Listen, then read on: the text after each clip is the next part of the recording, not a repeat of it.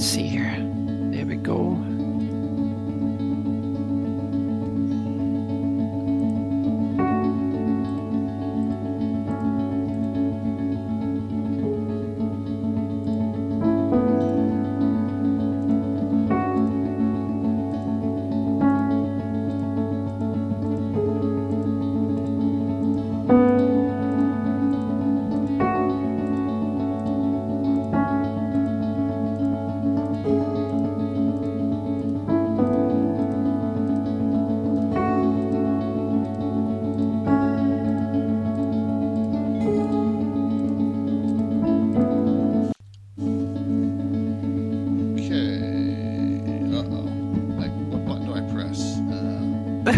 It's just like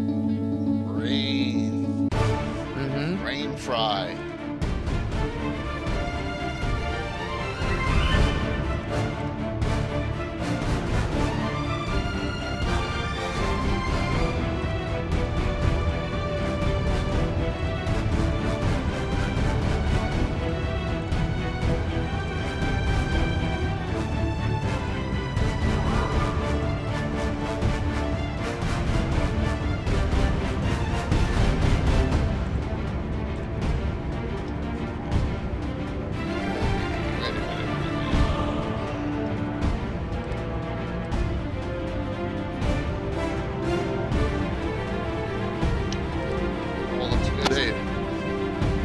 What's up, Dale? You like that? See? A nice play on words by me.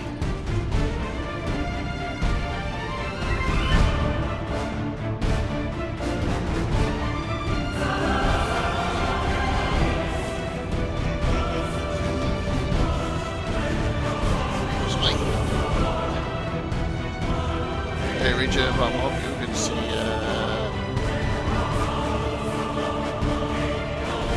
Yeah, of course, Mr. I know the other show's going on. It's all good. All good. Just getting my feet wet here.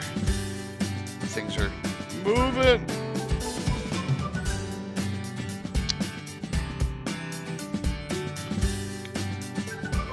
So whoever Goddess of D's is, and it's like, they spelled it like D-E-Z, like my D's nuts, which is funny.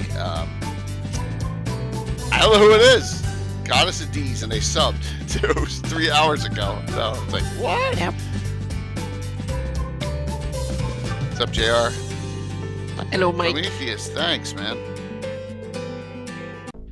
We're early. You know, we got 13 minutes to go here, so just babbling about here. So if you're on and you haven't submitted or signed up for Virtual GrowdCon yet, or put in your events, if you can do that, please, over the weekend. I just want to get more of it. I haven't put my event in yet.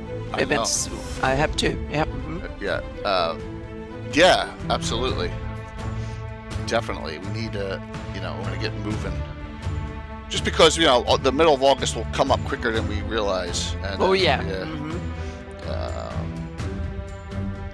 Shout out. There. So. Got you, Gabriel. I got you at the stream. Thank you. Yep. Hello, Mike. And I have to say, I'm sorry, Mike. I will not attend the game tomorrow because I will be down in San Diego. And I will not be at the Comic-Con, but I will be down there for Comic-Con. Oh. To get together with a bunch of other RPG creators. Anyone we know? I think so. There's a whole bunch of.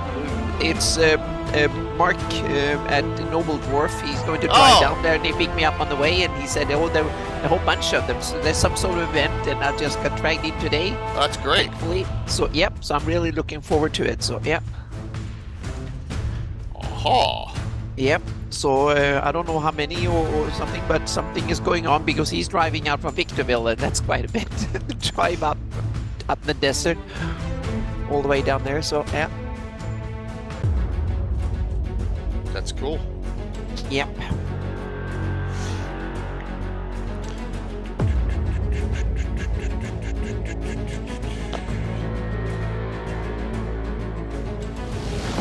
Isn't it? There's so many toys, so little time.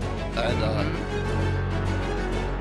our sponsor, Gamescape 3D, hey Ben, our sponsor, Gamescape 3D, sent us. It hasn't gotten to Bill's house yet. It went directly to Bill's house. 3 like huge boxes of stuff, like all printed already, 3D prints. It's like he's like, oh, I got this deal on shipping. So normally he sends us 1 big box, he sends 3. So I can't even imagine the stuff we're gonna get. So we're gonna have a lot of cool new stuff out. So he'll do test prints for a lot of his new STLs, and you know, you just think of 1 or 2 minor things wrong. You know, Bill can cover that up. So it doesn't matter. Well, I'm assuming it sounds okay out there, correct? I hope so. Yeah, it sounds good on our end, or at least on my end. Awesome. That's good to hear. Awesome. Yep.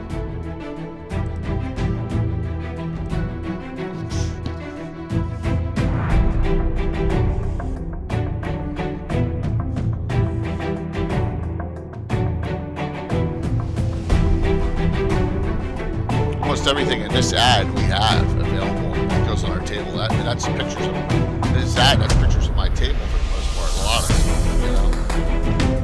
That isn't there. Yeah, that's ours. That's our table. That's not. Our table. WGX. Our table.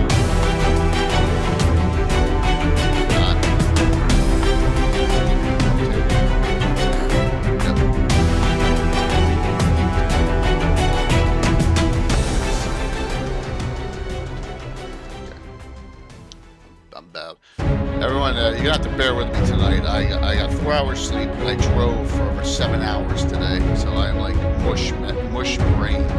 But I'm gonna get through this, or I'll just walk away and let Mike and Anna finish it. You can just ask the dumb questions today. Yep. Hey, David Keith. I don't want to give away anything because one of my favorite shows of all time is kind of back for a limited run, and that's Justified, City Primeval. But DM David Keith's reverse named actor is in it. So, hey, mythical.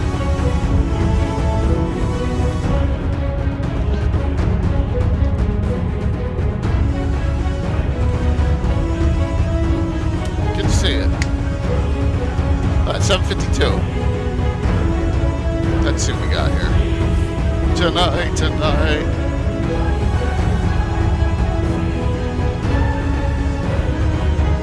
Hey, David.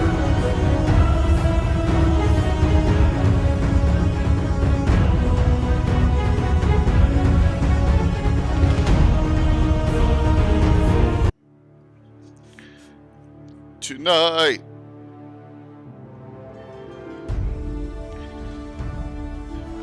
Where the Demi-Humans roam. Yep. Just because it sounds cool. Mm-hmm. Well, some of them do maybe roam, others don't roam that much. Yeah. But that over historic time, they might have roamed quite a bit. Or prehistoric time, that might have roamed even more. Alright, if the stream crashes, everyone, I apologize. I forgot to bring up the Master Greyhawk map because we'll need that tonight. So I'm playing with fire here. Of course you have to bring up the map. Yeah, I have to tonight. Alright, it worked without crashing. Good. It's on the second screen, so that makes it pretty safe.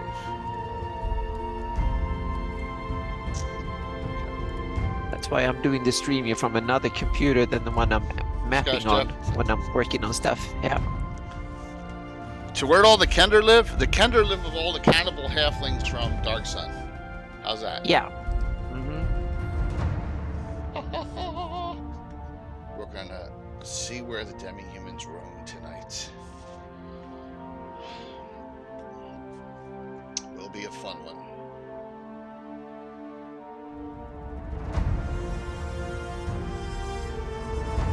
Yes, that would be a blast. Kender against, I don't know, are they called halflings in Dark Sun? I guess they are. Cooked Kender. Although I think Yeah, I think that those Kender are smart with the hoop axe, be able to backstab with that. I don't know. I think that yeah, weren't they called halflings in I think so. yeah, I think Dark so Sun. too. Dark Sun, yeah. I think Kenders are unique to Dragonlance, at least the name. And they are kind of special, even if they had to change them a little bit from how they Give me used to 10 be. seconds here, everyone. Just making sure we're good to go. Oh, that's funny. Hey, Patrick. Patrick, yeah, I got order number 1, by the way, which is awesome. Good evening. If you see my head go down on the table, don't worry about it. It's not drugs or anything. It's just fatigue. So Yeah. tonight, I'm J.K. Lord Gazumba. We got a cool Legends and Lore tonight with Anna Meyer, who's back. Of course, it's been a second Hello. week back, Yep. and Greyhawk Mike Bridges. Howdy. And this one, the idea from this one, Mike, was from where? This one came from the Peanut Gallery, right? Yeah, it's this one's from the Gray Talk. Hey, Grey Talk said specifically, I- "Hey, do this."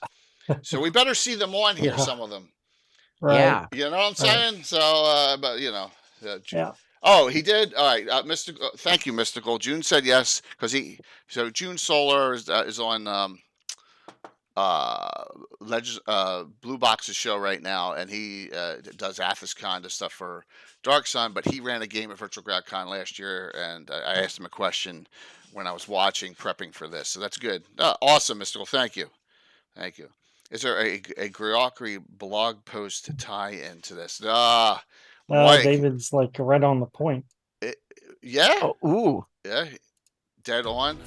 Dead on. Let me hit these both up here real quick, and let me get the giveaway going too.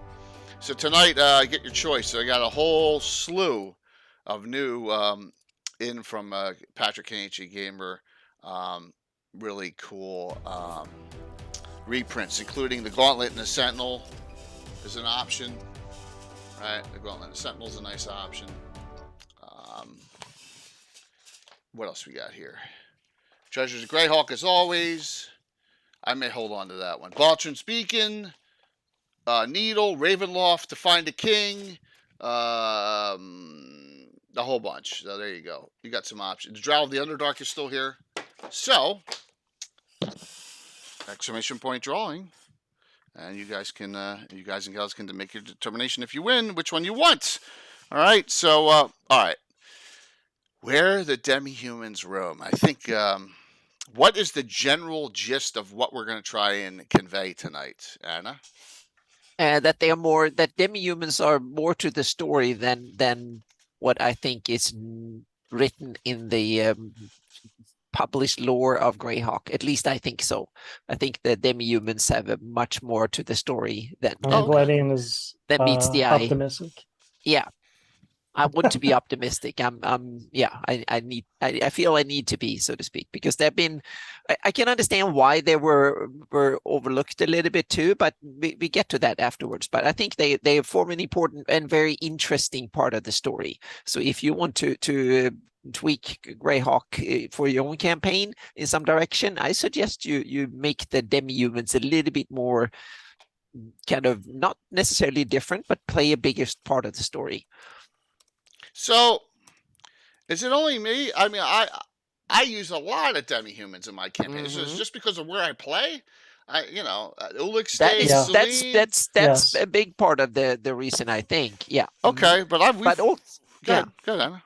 I was going to say it's also because the way you run your games, you have tons of characters, and that's the other part, so to speak. Meaning you need lots of characters to fill your games. You run lots of games, and they have lots of characters in them. So by necessity, you get it, and you also have I would say a rules heavy game, and this is one of the really positive things of having it, meaning you have lots of classes. Some of these classes fits elves or dwarves or whatever better than others, so I think all of this plays into the fact that you use or utilize Demi-Humans a lot in your games. for a lot of good reasons, so to speak.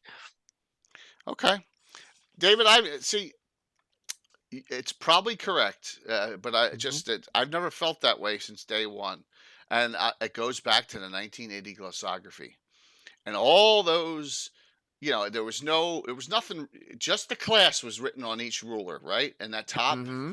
and Yep. most of them are multi-class. And I'm thinking to myself, well, they Yep. got to be demi-humans then. See, that is, yep. Mm-hmm. So there's demi-humans all over the place in that. So yeah, hey, cool, Kafir. Well, Kafir, whisper me Hello. an email address, okay, Kafir, because you won the third giveaway Sunday night, and you get a PDF of Raven's Rook, William Henry Dvorak's,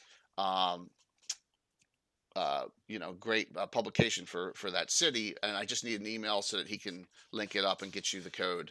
All right, cool. I'm glad you hooked up here. So, Mike, what your thoughts on that? I mean, On the topic? all demi-humans, right? No, No, none I at thought all the half No, ogres. No, no, hey, no. Demi-humans is elves, dwarves, halflings, and gnomes. Mm-hmm. it's not half orcs. No. Nope. And now we just need to get this out of the door, because now we're old grognards in this, and we use terms from well, we all are.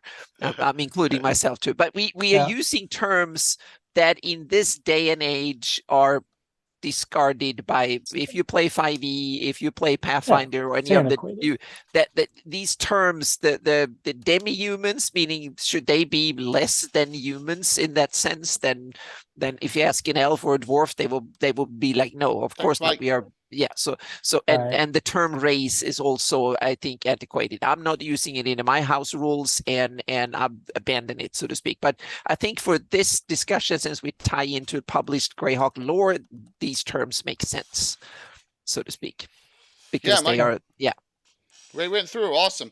So everyone who just came in, welcome. We're talking demi-humans. We already got to do a little. This is going to be a misunderstanding of a discussion, but that's okay as far as all right. So when I'm talking, I'm sorry. Half orcs and half ogres apply because they're in my Greyhawk game, and I think that they are demi-humans, and it's okay if you guys don't. But it's interesting because there has not been a term for them, because I agree with Mike that the term demi-humans normally only applies to dwarves, elves. So I also don't include half elves. Half elves. When I'm thinking of this topic, I'm talking about communities. There are no all half orc communities, all half elf communities, all half ogre communities. These are going to be from communities that are of both sides. I beg to differ on one case on half orcs. Okay. I bet we'll get to that. So, yeah. Hey, Mage of the Valley. Thanks for participating in the discussion. So, like I said, exclamation point drawing if you want. I got a pile of great reprints. You get your choice of any of these reprints. If you win, we'll need your name and address. So I propose demi-human. No, we're not. Yes, we're just going to stick with the discussion. This is a Greyhawk old school discussion. Demi-humans. I know people say species now. We're going to stick with it just for the point of the discussion. Mm-hmm. All right. Yep. So okay, and Mike, thank you for hanging out there. And hey, Tino, and look, Blue Box is coming in now too. John, rocking and rolling here. Thanks, John. Great to see you. I hope you had a great discussion. Very happy here. June's going to run something at Virtual GrowCon. Great to see you. We'll take it. Absolutely. It's a Dark Sun / Greyhawk raid because he's running his Dark Sun in the Sea of Dust. So good to see you. Yep. Thank you so very much. Exclamation point drawing for the giveaway. Yes. And hang in there, and I'd be more than happy to get you all rolling here. And let's we're doing one. Always if I get a certain hype level, I always double it. So any gnomes actually only in Cron Hills and Flint Hills and any real concentrations. That's incorrect.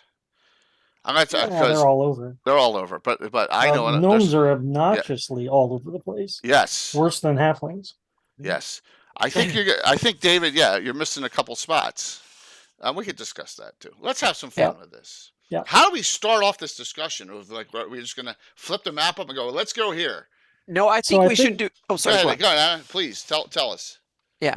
I think we should first acknowledge that the evolution of this topic over the publication history of Greyhawk. If we talk about the oldest, like 83 box set, the folio before then, and then compare that to the Living Greyhawk Gazetteer and that age at the end. And I think that one of the differences is that in Living Greyhawk Gazetteer, there are percentile numbers of various demi-humans and humanoids everywhere that were not in the original. So things are much more, I would say, much more of a melting pot if you take the latest version of the latest demographics, so to speak. And this ties into a topic we need to address later on, and that's demographics in general, so to speak. So this is a precursor, I think, to that one.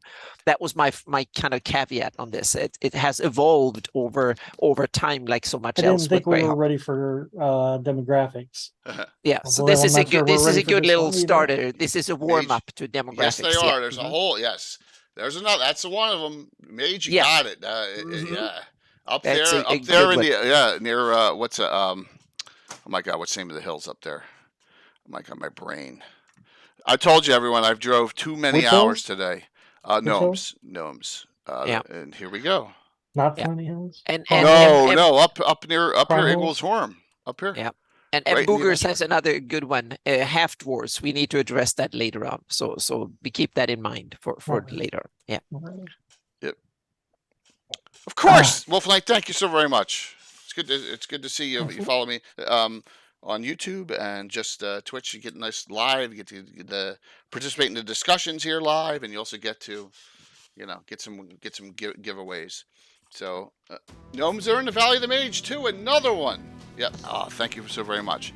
So, all right, Anna, continue with your thoughts. I have my pet peeve for a bit. So please, Mike, save me from not going overboard here. Original discussion on this topic that was in Grey Talk was talking about demi-human enclaves, areas that are not listed as their own countries. Where are the demi-humans at? Like Furiandi has elves, let's say. Just talk about elves. Furiandi has elves. Keelan has elves. Even the Great Kingdom has elves. Yep. But within their own natural habitats, let's say forests, mountains, hills, there are large concentrations. Yes, like someone mentioned Flinty Hills, Cron Hills, but Flinty Hills and Cron Hills aren't countries. They're, so if there's 20,000 gnomes in the Flinty Hills, I'll start there. That's what I would call an enclave. Are they banded together under one gnome king? I don't know. Maybe in Living Greyhawk they were. But they are an interesting example because the Iron Hills is one of these that is actually it's not listed as its own kingdom, but when it's described, they have a king. So it seems to be discrimination against dwarfs. So there should be more dwarven kingdoms.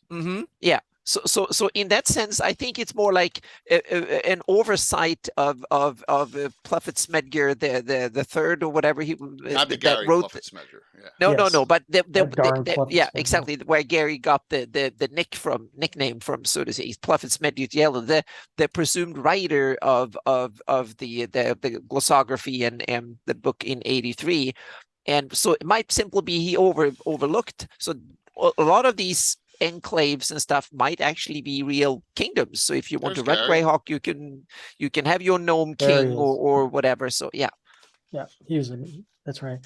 And then the other component to this is, if we have any information, to talk about what their settlements are like. Yeah, that's good. We know what the city of Greyhawk looks like, but do we know what the kingdom, what is the capital of the kingdom of the Iron Hills?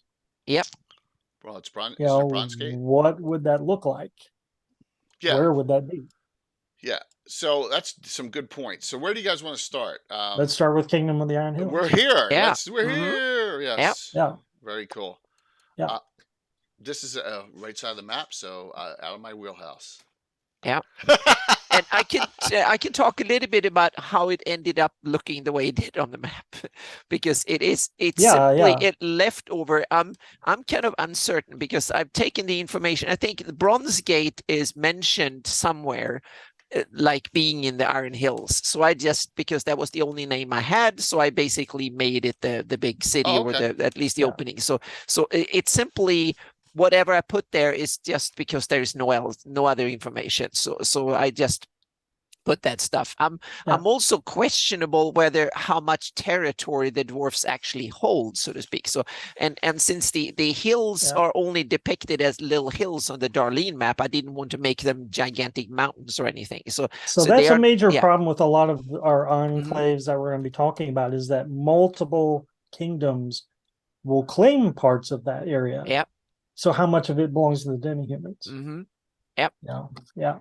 So, and that's the other reason why I made it so there's like little valleys and stuff that are isolated from the outside to make it natural that they can kind of hold on to it, so to speak. So the geography, the nature of the dwarfs having it, that's why I made the geography of the mountains and stuff very rugged, kind of little valleys that are hidden and stuff, in order to facilitate the dwarfs actually having control of it. Hill or mountain dwarves here? That's the other thing. Meaning, what's the difference? Are there biological difference? Or are they just cultural? I'm not sure. Yeah, in my campaign, I have it that it's simply what the humans calling some dwarfs mountain dwarfs because they live up in the mountains, and they call other dwarf hill dwarfs. I don't have that the dwarfs themselves don't make that distinction. So there is a distinction. Okay. Yeah. Somewhere. Oh yeah. Back in there were mechanical differences back in old school games, wasn't it? Not for the dwarves. There are no mechanical, like one gets a +1 to hit or anything like that. But while I'm babbling, and like I said, no, that's good because you're the expert at mechanical differences in old school games. So well, this goes back as old school as you can get, and I don't know if this is just let me get. I forgot most of it, and you have it. So yeah, that sounded bad. Let me get it up. Sorry about that. Someone give me a blue ball for that. No. Valley, we'll get to you. Don't worry. Yeah. Let's go to the very beginning of the original Dungeon Master's Guide. All right, and it's coming up very early on. We have our age brackets and categories here. Yep. That Gary created. Right, and here we go. And look, dwarf and mountain dwarf have different ages where they get old and they die. So there's got to be some difference. Exactly that. If you want to go with these rules, then definitely there are biological differences. So yeah. Yeah, it has something to do with their culture. Yep. It could be called, it could be something minor, as just because of the setting or the enemies or whatever, but we got so just to note that this was, hey Laser, good to see you. This has always been there, so UV index. It could be so UV index, that's a good one. It could be any number of hundreds of things, so but just to note that there is a starting point here, that there was Mage of the Valley brings up Moria, which is a great example to use for a Dwarven domain, a Dwarven capital. How it's all underground, but then also suggests that these strongholds could be built on the outside. And yeah, I do believe there's plenty of room for both. In the case of the Iron Hills, since we have no data to go on, I would have to assume then the best guess is we're looking at a Moria type thing. Yeah, I agree. It's underground. 100%. It's not on the map. Vault of the Grau is not on the map because it's underground. By the way, we're gonna eliminate Underdark Demi-Humans for this purpose, for this discussion. Yeah, I think so. Yeah. All right. But and also when it comes to dwarves, the later edition, especially in the Living Greyhawk and stuff, they seem to be assumed that it's like a hole in the mountain and a portal and or like a big gate, and they live indoors, like the Black Hammers and a bunch of others that were added in because the Living Greyhawk era added lots of dwarven settlements sprinkled out through the mountain chains. Absolutely. I see. Definitely. As to the Iron Hills, though, I can't remember if it was in the 83 guide, but I saw some mention that the Iron League, I don't know if it was Iron Gate or the Iron League, claims much of the hills. which I think by extension, if them dwarves are in the Iron League, then that would kind of take care of itself. Yeah, Iron So Gate. I don't know if that's a good question for Gary to answer, but is the Kingdom of the Iron Hills part of the Iron League, or are they just allies? Good I know there's question. dwarves in Iron Gate. I have gotten in my campaign to more and more align them in, so to speak. I've kind of slowly moved in that direction. I haven't decided put my foot down completely yet, but I'm moving in that direction. Yeah. Elemental. Never heard of that, surprisingly.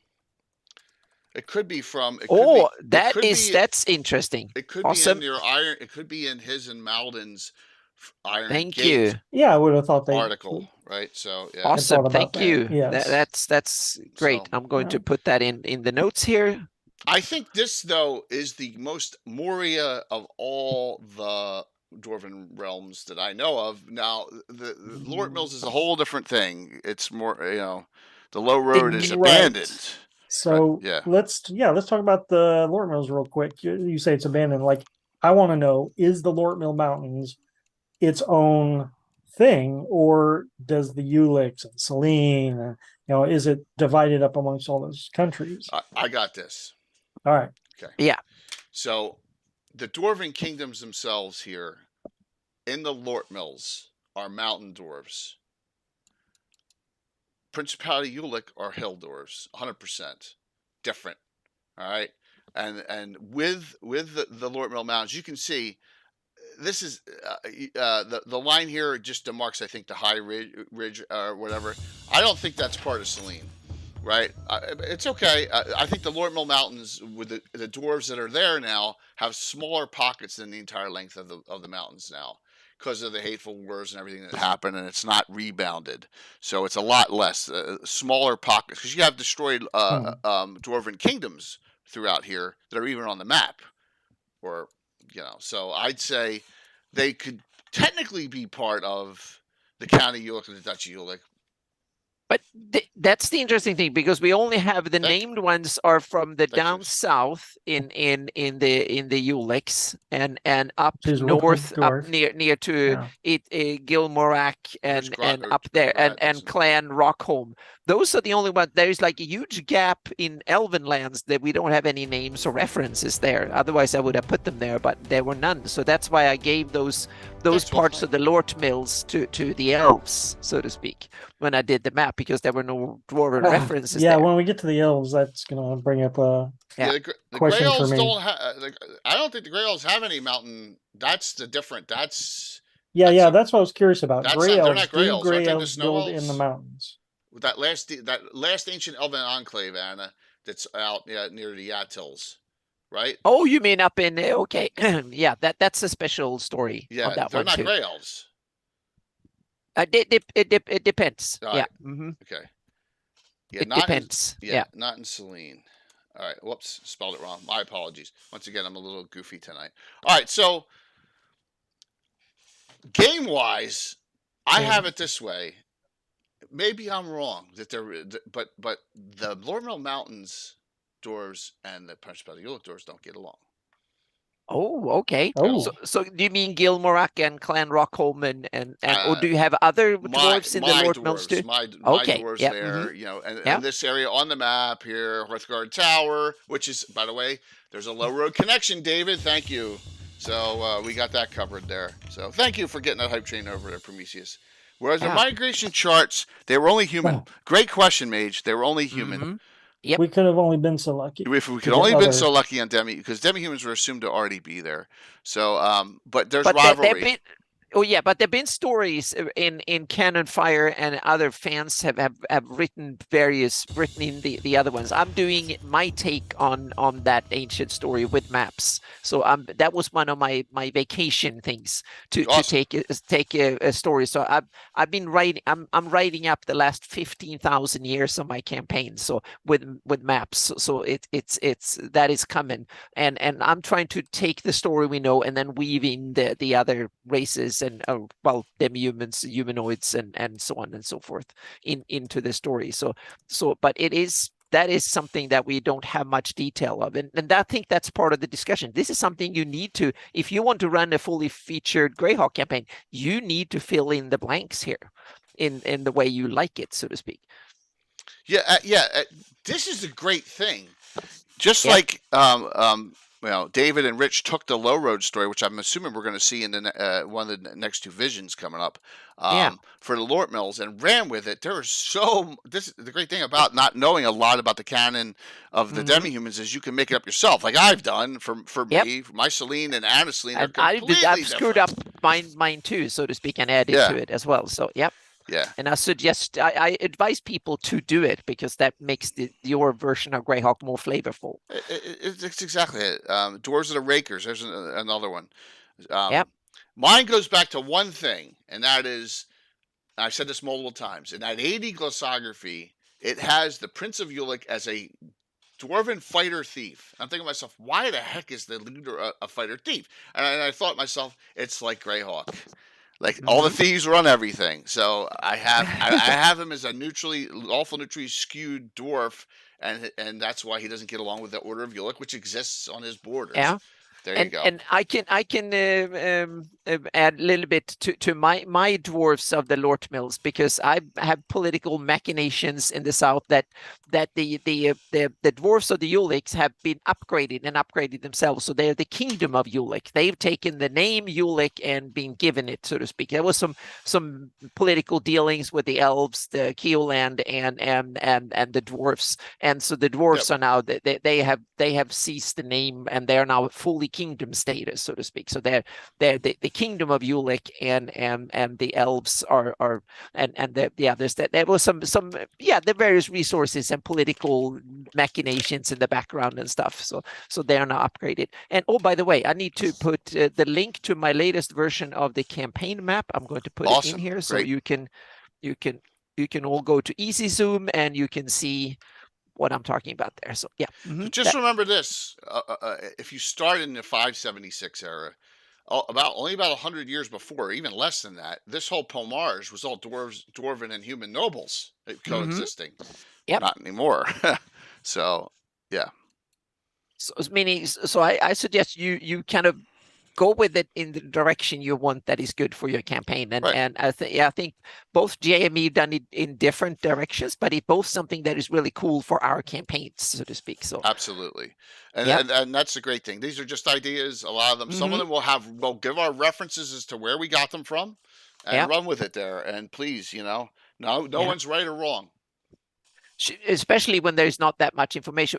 Okay, so now we talked about the Lort Mill dwarves. What about other dwarves? They are other dwarves, and the Iron the Iron Hills. There are other dwarves. Exactly. There we have some dwarves. These are noted, and we have documentation on all Caragast, Dunedain, and Graysmere. All three of these. And it's good lore too.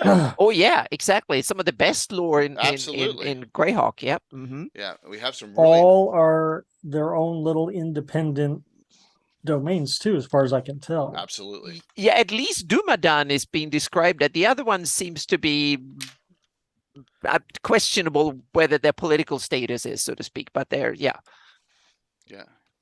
Glorial's dwarves. Yeah, there's going to be a lot over here. The one with the seer is awesome. And they're not, one of them is only 800, I think 800 dwarves. They're not large, but none of them. They're not large. I think Graysmere's the largest. But and that one is in the Free Secret box set, and Caragast and Dunedain from the Ashes. So Dunedain Bardic dwarves. I agree, Von Wilker. I like what they did here. And two of them are from the Ashes, which means Sergeant had his hands all over it. Sergeant was good at writing up little side stories for you to move forward on. So you have these here as documented, which is good. So, but then those are the best examples on how to do these small secondary, as the complete book of dwarves would call them, secondary strongholds. Right.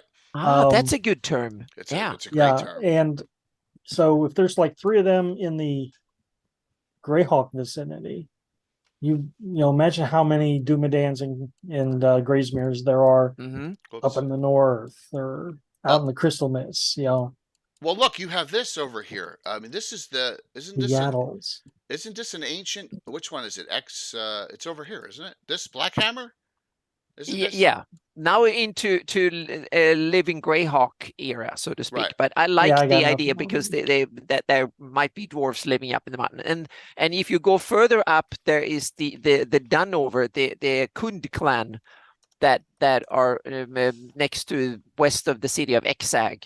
Right. And they have a tunnel that goes through the Yacht Hills. So there you can there you really have your Moria type dwarfs that are dug in and have documented huge underground estates and tunnels and stuff like that. So I think both Blackhammer and Dunover, I think, are really good candidates if you want to run Moria style dwarfs, so to speak, that have a little bit of home in the lore, so to speak, at least the late lore, not the early lore of Greyhawk, but the late lore of Greyhawk.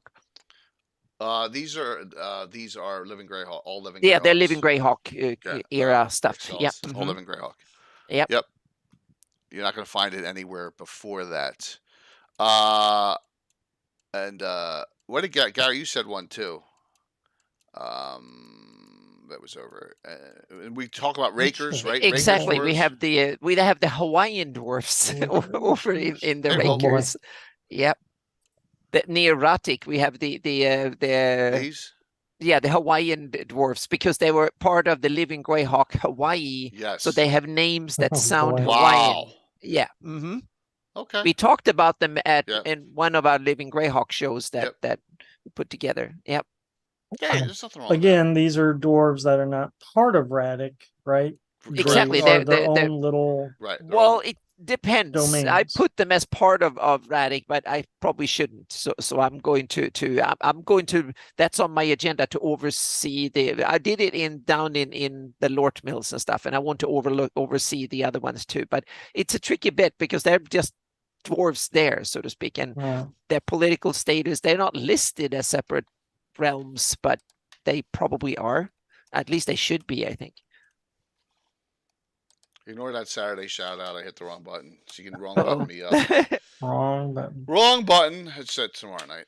Yeah. Okay. So you got a lot of cool locations for dwarves, and that doesn't mean you can't continue this. Griff Mountains, probably dwarves. There are probably dwarves in a lot of hill areas. There's Geoff, Living Greyhawk. Geoff had a lot of dwarves, like the Deepholm dwarves, and there are some other the clan Underfoot is another one, and so Geoff have several. Here's one, clan Stone Reaver. Exactly, Stone Reavers. Yeah, so they introduced several of these dwarven enclaves. So yeah. So there's plenty of three big clans in Geoff that got cut off during the invasion. Yeah, Deepholm. Yeah. Here's another one, clan Underfoot, and Stone Reaver. Yep. So some good. Here's now the Rakers dwarves have. That's funny, kahunas. So note this. The canon, or let me rephrase. Let me not use the word canon. The published source stuff is all over the place, disjointed. I don't think that's a bad thing at all. I really don't. Because you know what happens. I agree with you. When everything is all, and we get into those canon discussions, and then everyone starts fighting over it. And I think it's better this way.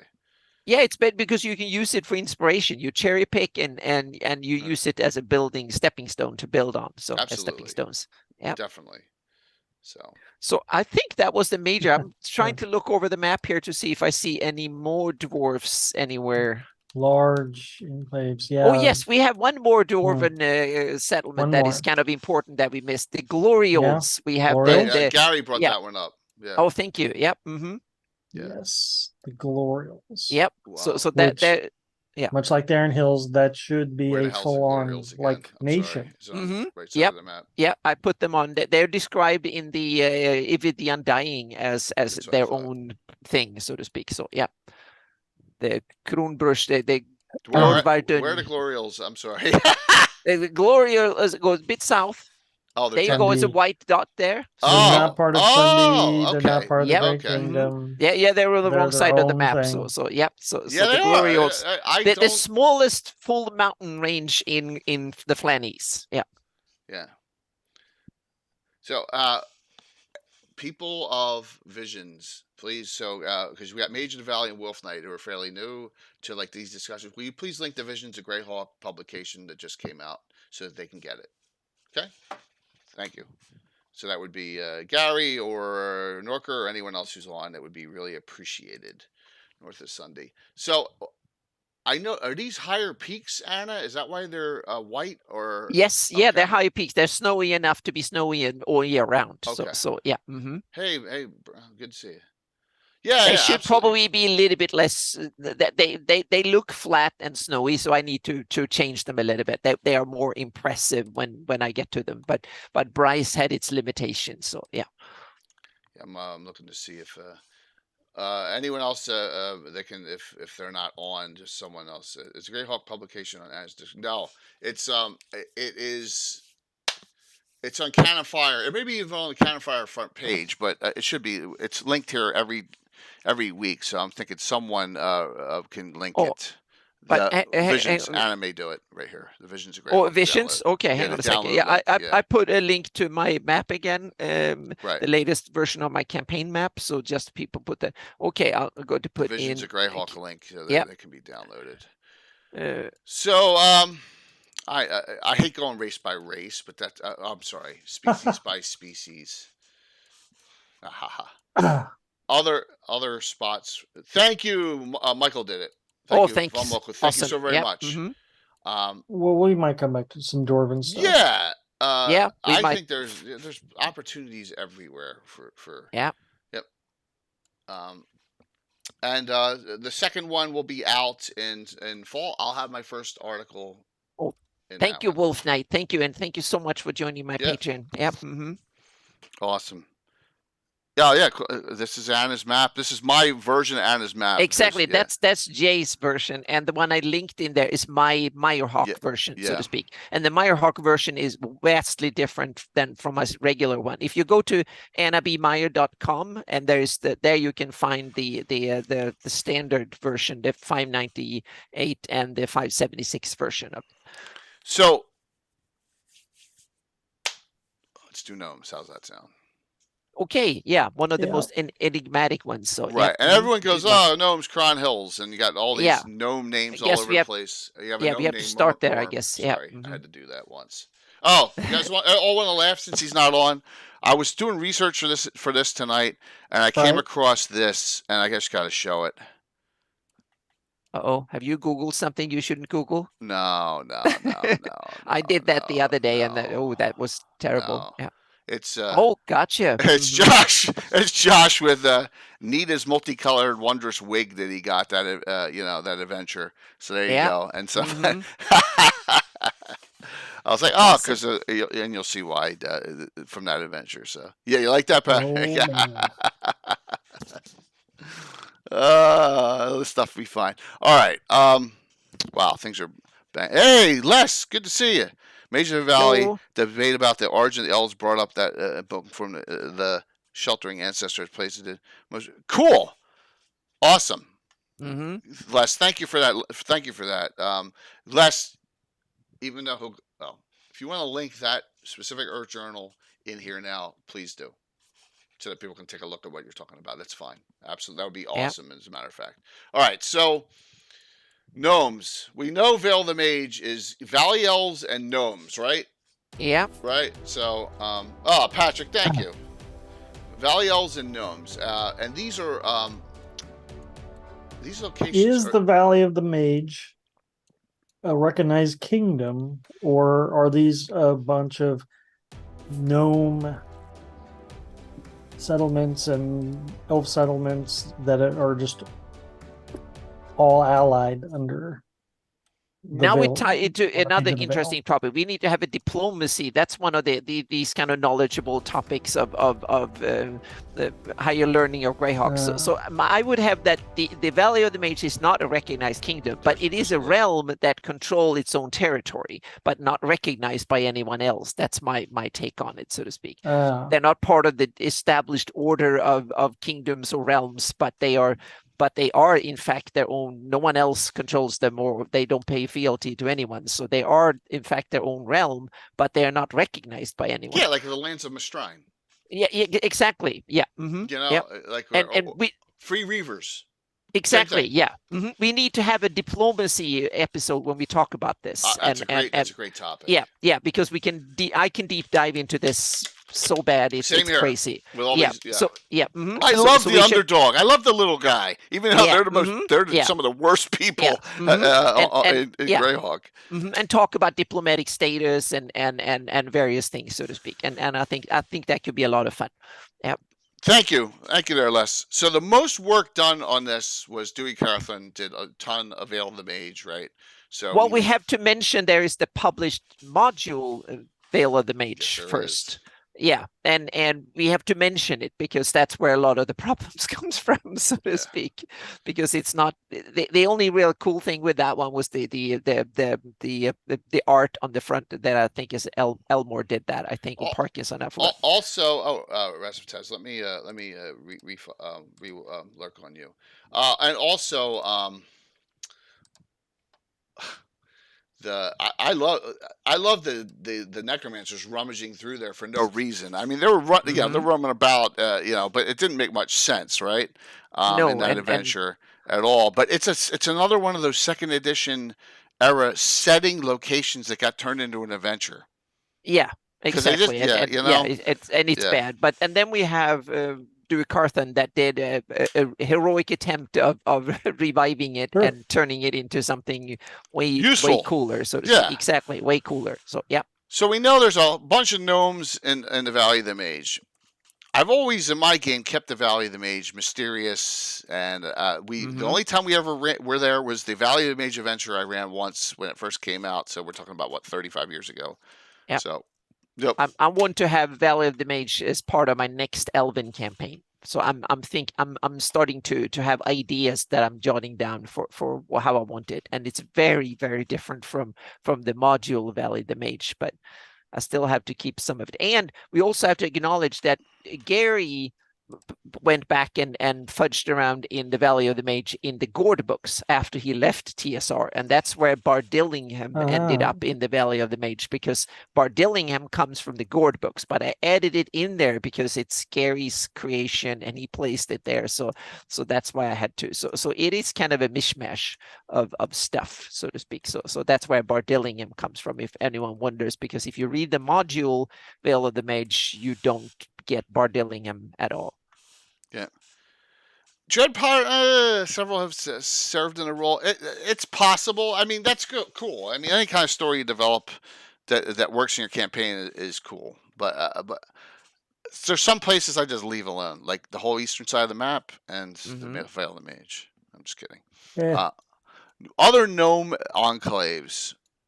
I want to talk. Yeah, please. About. Because I think he deserves it, and if you all, I think he really does deserve a little shout out, and that is right. Carlos's Adventures, which take place. In gnomes, it's basically the Magnificent Seven for gnomes, right? Which is cool, and it takes place in the county of Ulick.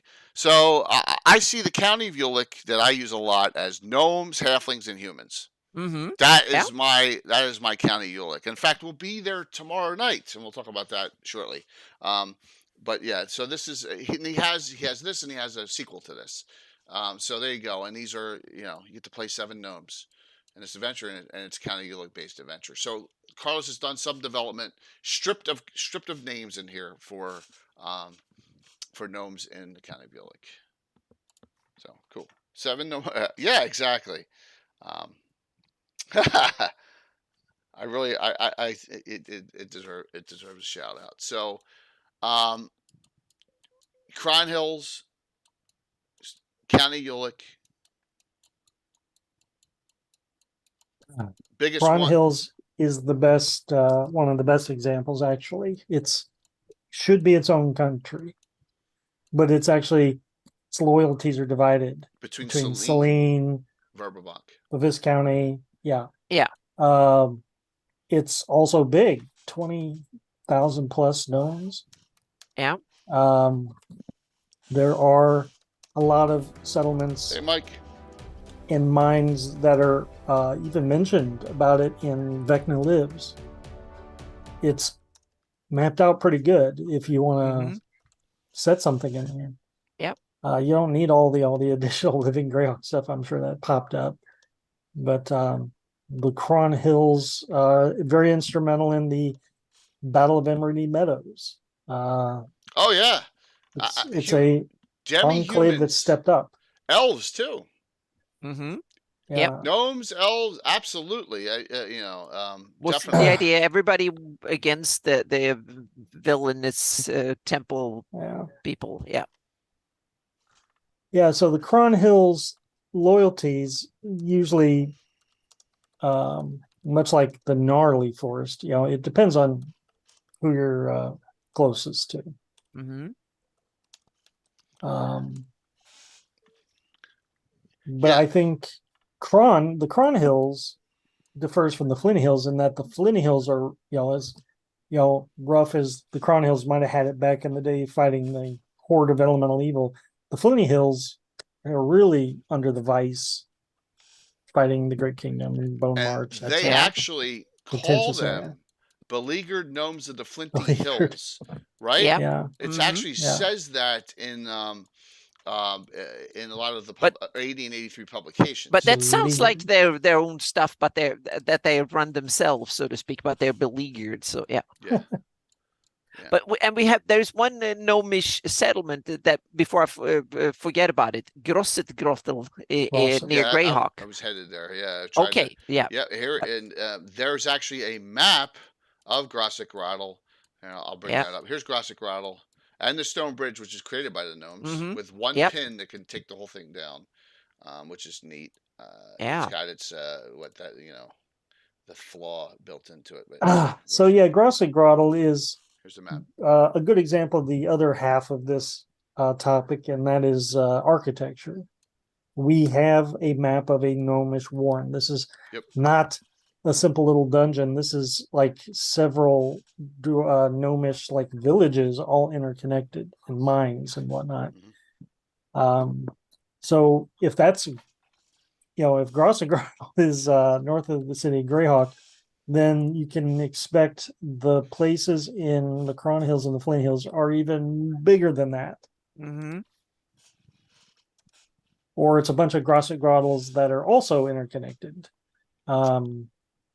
Yeah, I mean, and there's room for expansion over here. You have your mining camps here. You got these are mining camps. This is when we'll get to that at Taffling.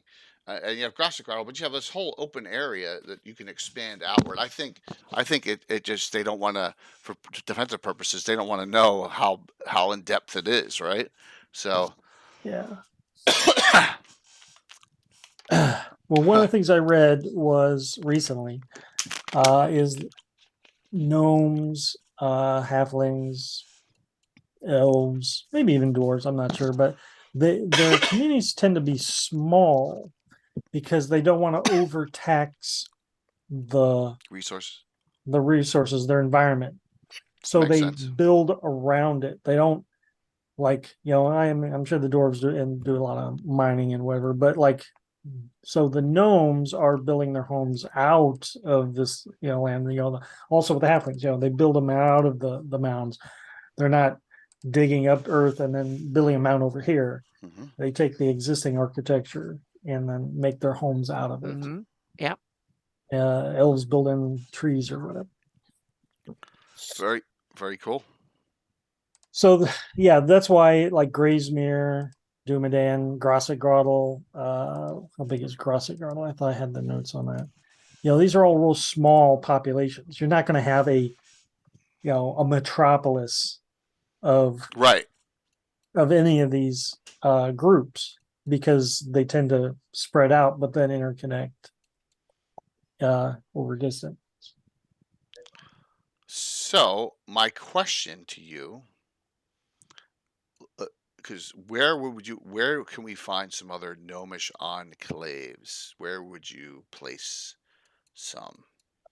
Now, like I said, I have, because of Carlos's adventure, I think there's some small ones in the county of Ely. There's plenty of room. Even though I'm adding stuff into my area, this is all used to be all blank, right? The county of Ulick would be a spot that had some small gnome enclaves, um, or some in Beaumarch. You guys looked at that.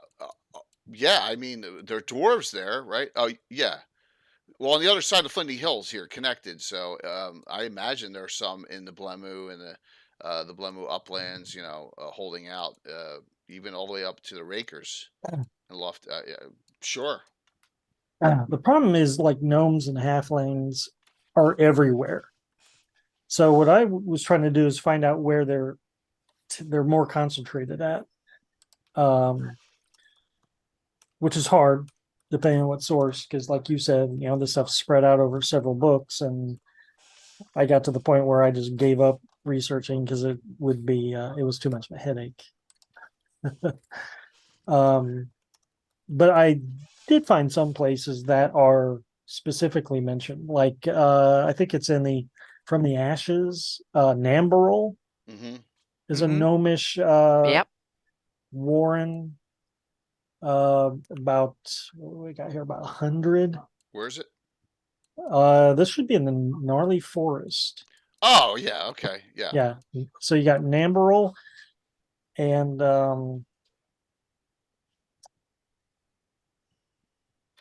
what else was in It's right here.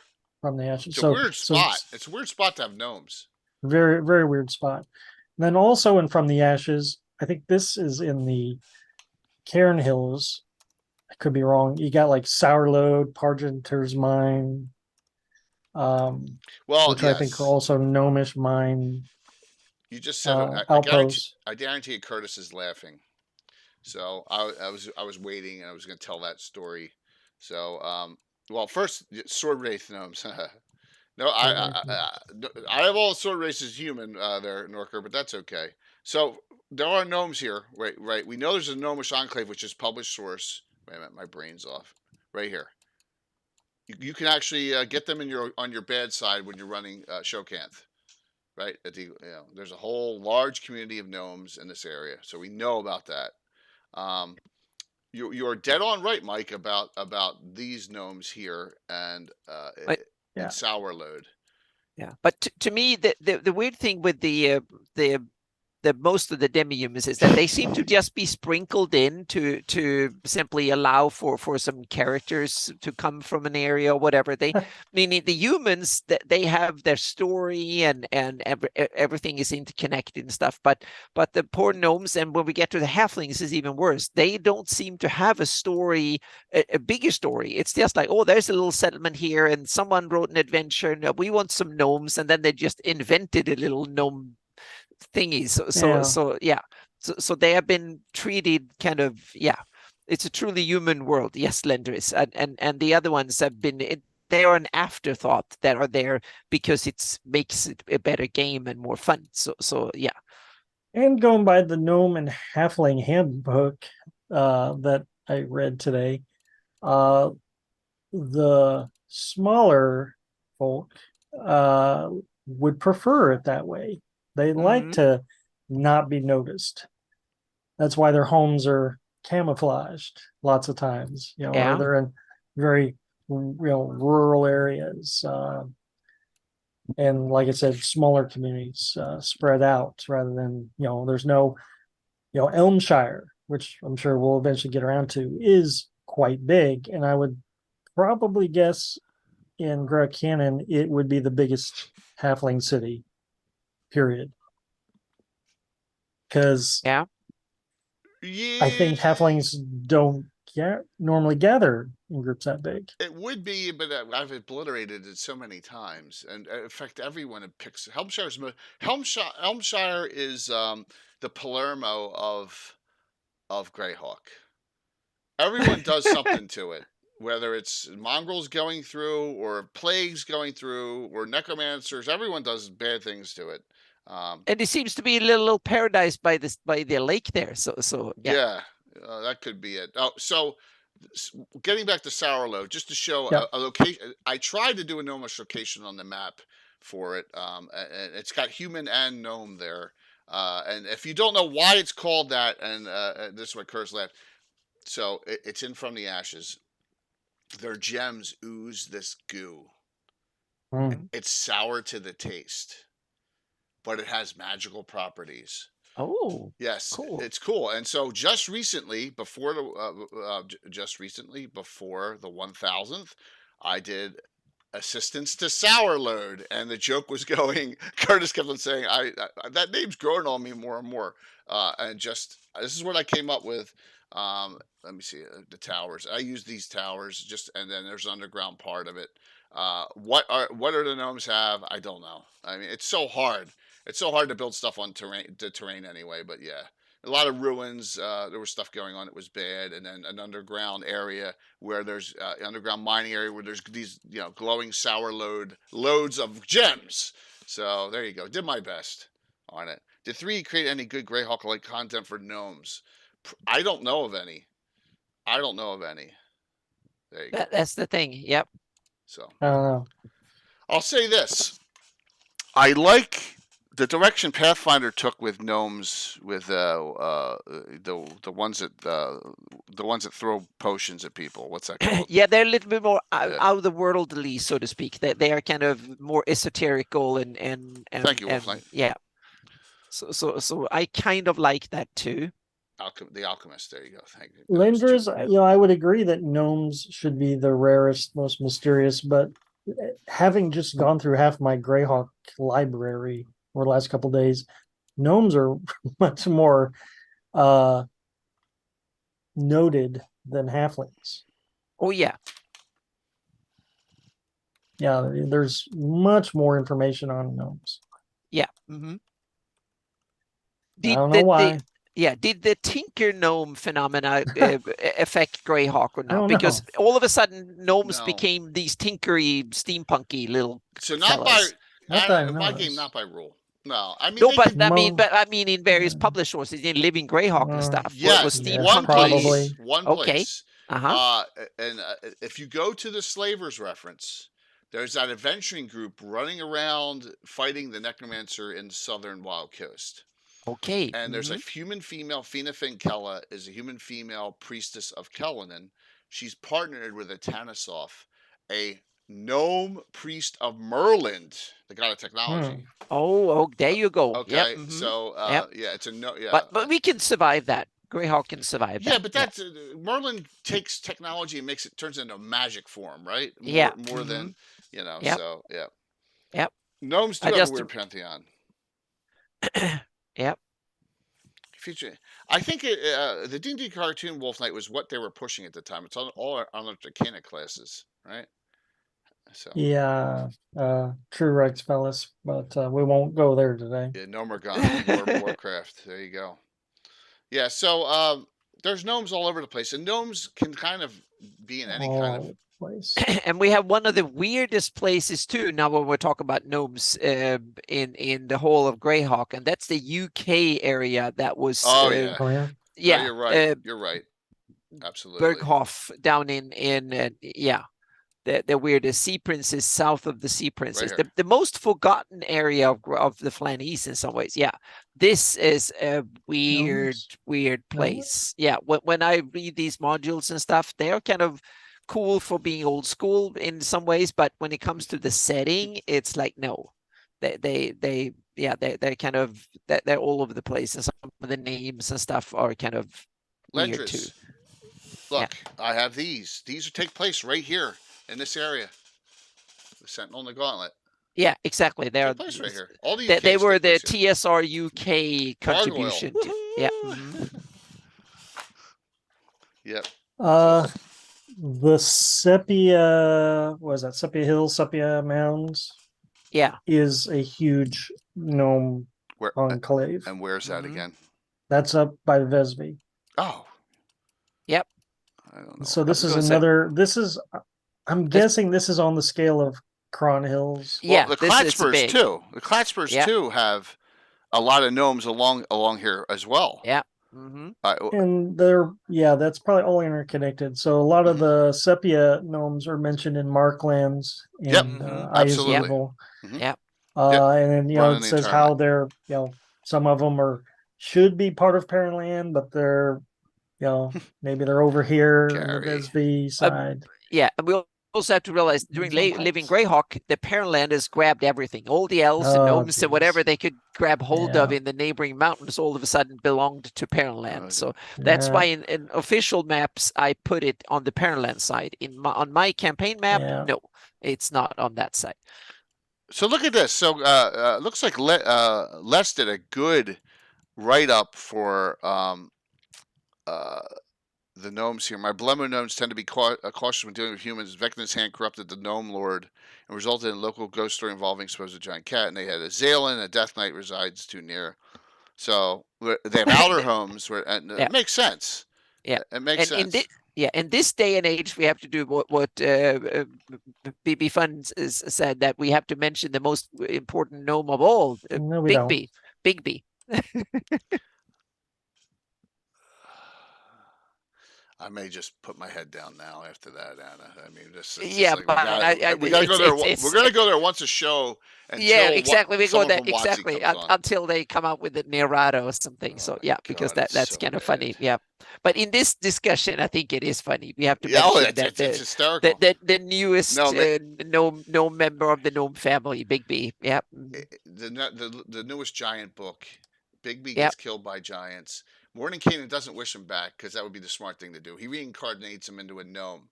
Yeah. No lie. And then he starts I think it's kind of silly because it's a little race. In the book about giants, they made Bigby, that was a human, they made him into a tiny creature. I could see That's kind of halflings funny. up there. Yeah. So what else on gnomes do we got? I think we're starting to A lot of get gnomes to in the the hole, right, end Mike? here. Just kidding. There might be some gnomes over in. There are some gnomes, I think, over in Ratik, if I remember correctly. I'm trying to look at the map here. Von Moku says. Yeah, they're Nooney's hold over in the Loftwood and the Radik and east of the Radik. Yeah, there is the Nooney's hold. Dabrestad and Skuradiffen and Berlin and whatever they're called. They're Living Greyhawk stuff. Yeah. Okay. Yeah, there you go. Yeah, zoom in over there. There's the Nooney's hold over there. So that's the. Oh, I see it over here. Yeah. Mm-hmm. That's okay. another gnome enclave that came to be in the Living Greyhawk era. Nice. Lots and lots. Yeah. I think there are gnomes down in Sundi, if I remember correctly. And I think there is another one on these little weird ones. It's Sundi gnomes. Yeah, it's in Dullstrand. There were some. There is a gnome port. Yeah, Dullstrand is some. On my campaign map, I skipped the gnomish connection, but I think it's there in Living Greyhawk stuff. And in Sundi, I think there are some gnomes sprinkled out around there too. Yep. I don't doubt that with it being almost like isolated off, it would be a good place. Yeah, it's Elven, so yep. Yeah. Really cool. Do so halflings even have a language? Yeah. They're supposed to have a language. Yeah. Yep. Mm-hmm. Yes. So, all right. Why don't we go? Why don't we go to halflings? Why don't we go to one that's we're arguing is not a demi-human? We'll get this out of the way. That's half works. Sure. Okay. Yep. Mm-hmm. The largest one I know of that you could consider a little mini community inside is where?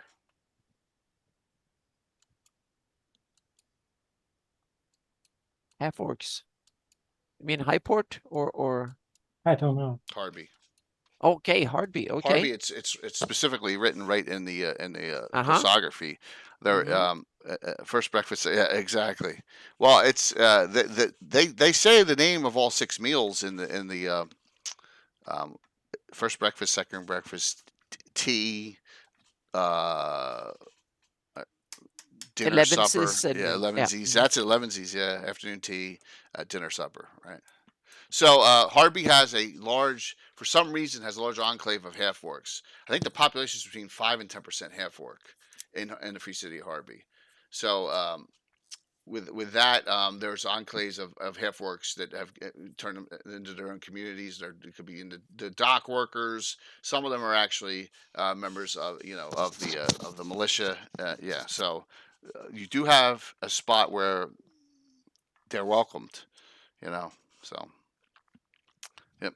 Well, I'll have this. Yeah, you can have that's actually something I saw in the Dwarven complete Dwarven that there are even enclaves within other cities, like if it's a human city and you got this one neighborhood that's all half orcs, I guess, like you're saying, then Yeah. it might have its own distinct it might not be called the half orc district or what, I don't know, but it could have its own name. Yep. Right, exactly. But just a note. So Yeah. I mean, It other might be places like Borough Heights in the city of Greyhawk. Borough Heights is that that hilly region, and it's where our dwarves and halflings live. It's a And, mystery. yeah. But the thought process is that Harby welcomed them in when no one else did because he saw a labor force, and they all got when they fled here from wherever. There's that's the theory on it, but it is written right into, look it up. It's written right in that Harby has a large amount of half orcs in it. So, yep. All right. Well, that's all. Other we don't. There's half orcs mixed in with regular orcs everywhere else, but I know it's a. I'm talking about a community that is respects law. Does that'll be the one place that I know of. We all have half orcs characters, but there's no community wise. That's it. Half orc renegades from pro martial. It could be anything like that. So also the great thing is you can develop it. Kind of ancient historic roots can be part of the Great Kingdom invasion or something. What far eastern country? Well, we know over here, we know half orcs and orcs are welcome in Zeef. We know that because we saw the Living Greyhawk discussion. Zeef has a huge amount of them, right? And Dicker's came on and said that they even have the playable. Fact. What are they called? Oh my God, the brain. Sorry. Yep, Zeef. That's when you said Far East, Valmok. I thought you were, going backwards. Yep. See, Will. But yeah, Zeef is big, huge, big amount of half orcs and orcs utilized in their armies. Utilized. What are the specialty faction?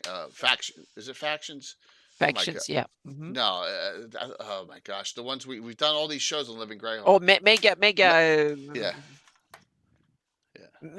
orcs. Meta orcs, that's it. It's a meta. There's a whole bunch of meta orcs for half orcs. The Slaver's Book. There's a Toothy Grin, and establishment by a retired half orc adventurer. Yep, absolutely. Yep, thank you, Les. Definitely. And that's a great thing about it. So Zeef probably has the largest amount, way more larger than Harby, amount of civilized half orcs running around. Yep. I would assume there's a lot of orc mercenaries and half orc mercenaries. Well, we have Bandit Kingdom as sorry, the not the Bandit Kingdom has, but also the Bone March is a home to a lot of them too. Yeah. Right. But that is, the Bone March is a home to a lot of them, but there's a ton of orcs there too, right? And and they're all raiding, and which is, I hate to say this, but when we're talking about civilized, I think we got Harby and Zeef are the two main ones. And I don't know if any other I don't know of any other small enclaves. Depends on where you draw the line of civilization, I guess. Well, yeah. I mean, we can't say Spine Castle's civilized, right? No, I don't think we should not call it that. Yeah. So not in the. Oh, look, Dale just sniffed it out. He said, "Not here, none in his Principality of Highlander." Yeah, that's good to know. That's good to know that they are not tolerated there. Also, if you look at, and I don't enforce this, but in Narwhal, after all the stuff that went through Living Greyhawk, Norwalk had a night of purging. And I didn't, where they killed every half orc that was in this town. Now that's Living Greyhawk. I kind of like, I don't know if I want to go there. So I didn't, I stayed away from that. So. Yeah. Yep. Yeah, Snorker, don't get on Dale. Those Highlanders are badass. So, all right. There, enough on, let's do one more. Mike. Yep. All and half ogres. How many? Unknown. How you have Probably. a lot of named? What you have a lot of named ones, right? I don't know. They just die and are born frequently. So maybe 100 be a good guesstimation. I don't know. I think if there was more than that, they would probably overrun the place. Unknown because the borders all just keep expanding. That sounds like Troy's busting your balls. Yeah. Troy, you get a blue ball for that. Now the current ruler is a half ogre, and that's purely by the will of Istis. You know, it's just fate. But he's one man who probably follows along the lines of Conan. You know, pit fighter. You know, becomes king. Yeah. But I don't know what the life expectancy of a half ogre is. Natural life expectancy. It's long. It won't be there very long. It is, according to Roger Moore, they can live to be over 100. Okay. Absolutely. In the whole half ogre article, it is they can live as long as humans. Yeah. But Mike, I really like you incorporated half ogres into all. I mean, I think it's cool. So, yep, really cool. But there's no community. Half ogre, right. You know, there might be like an ogre. You could say there's an ogre enclave in the Old Sprues, or there are ogre allied clan in the south there. But these are all they're not demi-humans, but do they have Troyes, do they have giant kin allies at all? The ogres and half ogres at all, or if there's any giants, they're probably fighting them or throwing them in the pits to fight. Okay, so the answer is no. They're enemies. They'd be enemies if they were there. Okay. Like the giants attacked Jeff and Sterish, and because they didn't want to go west. All right, makes sense. They didn't want to tangle with all. That's excellent. Cool. There, knocked off half orcs and knocked off the half orcs and the half ogres. Should we mention the half elves just a little bit? Why don't we do halflings, then we'll do the elf half elf deal, right? Yeah. Okay. Good idea. Good idea. Half orcs. Yeah. What about before we since we've done the dwarves? What about half dwarves?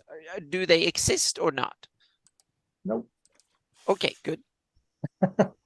No, only in Dark Sun moles. Yeah, that's Dark Sun's thing. Yeah, Mules, yeah. moles, so Greyhawk, they're not. They don't compute with the rest of them. Okay, so yeah. Half ogres exist. They're Doc in Greyhawk City. They're right in there. There's one run by a half ogre. What's the name of that inn, Mike? That's run by half ogre in Greyhawk. There's a giant or something like that in Grok. I can't remember the name of it. Yeah. I'm positive there's a half ogre. Don't ask. Okay. Yeah. Thank you, Gary. Yep. Yeah. Yep. Half ogre. So in that, half ogres versus orogs versus Ogrillans. There's a big difference. Yep. Absolutely. Has anyone ever created a halfling character? Yes. But we don't want to go there, and I don't want to tell the story of Junior again. I just told it a couple Sunday nights ago when Tim's dad was on. We don't need to go there. Half orc, half halfling. And half halflings are not quarterlings. The leader of the mongrels of the putrid tongue at one point. Yes. Half elf, ogre, and Ravenloft is an NPC. Three quarterly. Okay. Yeah, that's funny. All right, halflings. The most neglected. Oh, sorry. Go for it, Anna. I would say the most neglected of the demi-humans, in my humble opinion, because they don't seem to, they have no realms described or to them or anything. They're just sprinkled out as 1, 2, 3% of the population in every I'm telling realm. you, Elmshire is probably the closest. I also saw in the City Grok box set that there are about 1,000 other halflings sprinkled throughout the hills. Okay. So Elmshire has 5,000, and then there's another 1,000 just all along the banks in the North Hills, on your way to Grossengrad. Yes. Now, I have a theory on why. Gary is like, this is the main race, the main characters in Lord of the Rings. I'm going to use them, but I don't want to get too close. Couldn't use the word hobbit, right? But they use the word halfling. I just think he's like, you know what? I just want to stay away from it. I don't want to get sued by him. That's my thought. I could be wrong, but that's my thought. That might be, they wanted to downplay the Tolkien-esque part of it, so that's why they, and since the hobbits are such a centerpiece of Tolkien's Lord of the Rings works, that meant that they have to downplay it. So that might very, very be good reason for them to simply kind of vanish into the sidelines, kind of thing.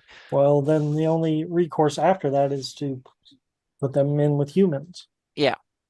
Elves are different because elves are not an invention of Tolkien. He just made his own version of them, so to speak. But the hobbits are kind of more, I don't know. I'm not a Tolkien expert. That's just my kind of. Yeah, Lenders, that works too. I mean, that's a point too, that he was pestered to add them. That's a distinct possibility, and he's just like, oh, okay, here. So we know there's a lot of halflings in the Cron Hills, right? It's right in the glossographies. There's a lot of halflings. They kind of. Yeah, I'm sure there's halflings. Yeah, halflings. Yeah, lots of them. We know there's a lot of halflings according to the status in the county of Ulick. And like I've actually here's Happy Springs, right? Now I have another one. Muddy Waters, right? And that is tomorrow. That's tomorrow night. So I'll show you what a halfling community kind of looks like. Well, my interpretation of what I can fit on a table. There we go. Okay, this is for tomorrow night. So I'd say that it's not maybe not 100% halfling, right? But you got your mounds. Ignore the trolls and ogres rummaging through the place. Sorry. I got the picture up. Yeah, you get halfling mounds here, farming, right? Some livestock. This is a human trading post right here that's within it. And is it possible that halflings and gnomes just live in the same areas? Yeah. And like the gnomes are working underground and the halflings are farming on the top? Absolutely. Oh, okay. So you mean they're biologically similar? A bit like mountain dwarfs no, like and hill dwarfs? They share the same space, or whatever. But they just, very popular. Okay. Yeah, absolutely. The answer is simple. 2% no origin story for halflings, so there's nothing to steal. Never Greg had none. Fair enough.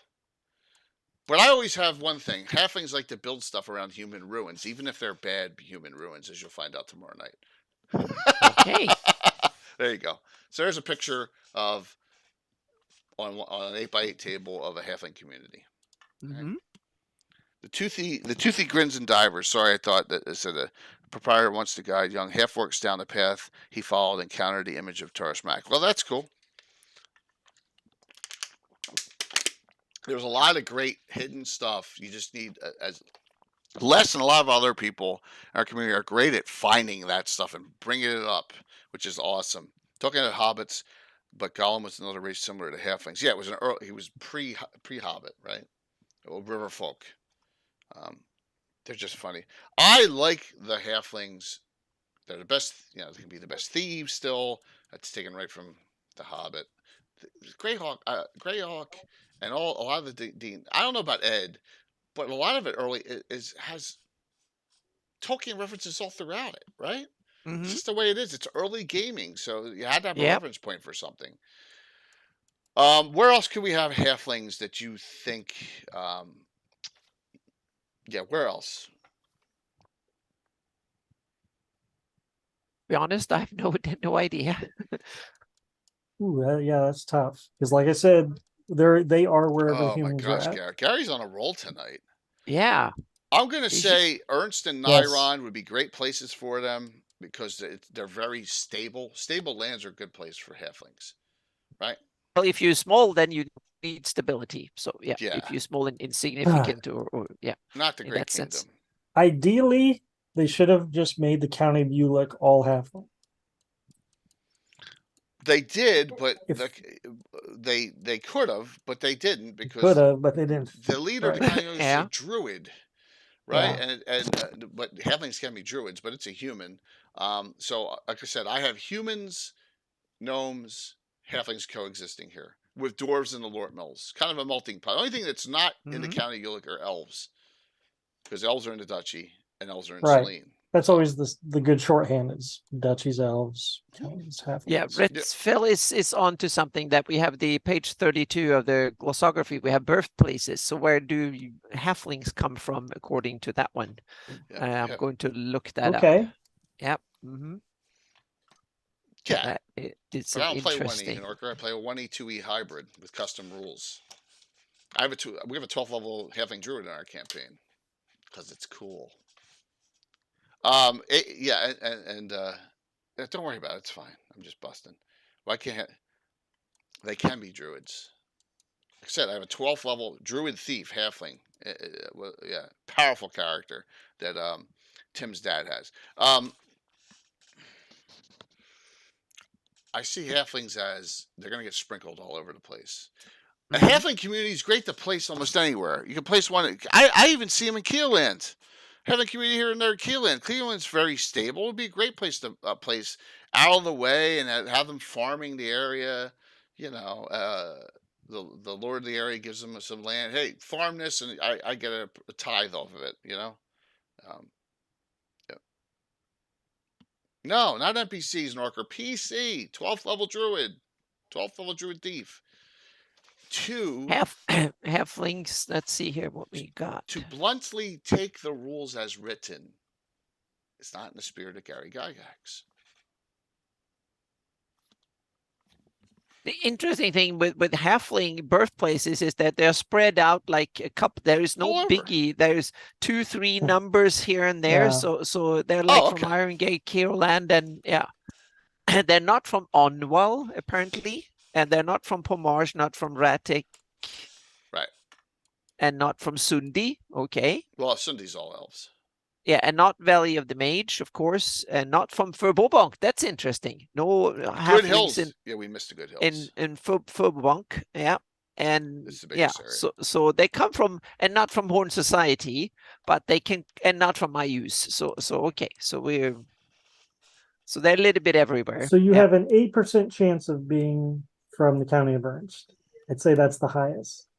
Oh, okay, yeah. It looks like there's a 7% chance of Wild Coast. Yeah. Everything's from the Raw Coast. And then, you got your... That's true, yeah. Then there's a bunch of fours that have 1 to 2% chance. Yep. And a lot of 2% and some 1% chance, so, yep. So they are wherever the humans and I guess the gnomes are at. Yeah, they're roughly the same place. Yeah. It's only Ratik has gnomes but no halflings, and Sundi has gnomes but no halflings, and Duchy of Ulick has gnomes but no halflings, and Vale of the Mage have gnomes and no halflings, and Furbobonk also had gnomes but no halflings. Right. Yeah. So it actually says Vale of the Mage, no halflings. No halflings, right. And they're halfling. Okay. They're gnomes in Bone March, apparently, according to this, but no halflings. Because that's on the Flinty Hillside. Yeah. Right. Yeah. You gotta remember that's where you gotta know your. Remember this. That's an adventurer birth table too. So adventurers tend to be special. That's true. Yeah. Parents could have left and gone on their own. So yeah. Yeah, absolutely, Dark Elf. That's the thing. I mean, a lot of us here are living examples. I mean, everyone on Cannon Fire, everyone in the Rail community has deviated their game from the base of what Gary created, and that's so. Unless there's some place in the county of Ulick, I still maintain Elmshire is the halfling. No, Gary brought up the Good Hills. The Good Hills are huge. For Good Hills, yeah. Yeah, but we don't have a town. a town, but it should exist. Yeah. Yes. Gossilgrotto fits någonting from it's Russet, Spitz. Rattle, Spitz. Yeah, Spitz. Okay, yeah. But that sorry, yeah. I that won't go is there. Living Greyhawk, I'm assuming. Oh yes, yeah. It's and Crook Hollow. okay, it's cool. I think it's I think most of those things are Living Greyhawk stuff. Yeah. Published source, Mike's right. Elmshire is probably the biggest. Mm-hmm. Oh yeah. Because if you go by Anna's map making method, right? Willow's a halfling. If you don't have anything to go on, then it's Willow doesn't. Well, Living Greyhawk, if that fills in the gap, and I don't think it's too abhorrent, I'll put it in. We'll use it. Gary. Yeah. Halflings have No one's. So I'm going to beg to differ there. I think surface-wise, it's between gnomes and elves. I just think that's where it goes. I think elves get bored and are like, I'm just bored with my existence. And I'm going like Marquesa. Marquesa's a full-blooded elf, right? And that they made gnomes in Arcticana able to be assassins was another reason why I think gnomes can be evil too. So, but halflings, gnomes can become urban druids in Hero Builder's Guidebook. What edition's that, Mac? From Buffy. Well, I have a witch class. Timothy Brandon's witch I use first edition. It's awesome. Orcs and goblins are way more evil. Yes, of course. I think Gary's on a roll tonight. So, yes. Yep. He should have been on here. Yes. They're minis for evil hobbits of IUs. Yeah, we have some halflings in Lord Omni's a dwarf. Exactly. There's a halfling, there's a gnome and an elf, all four of them. Yep.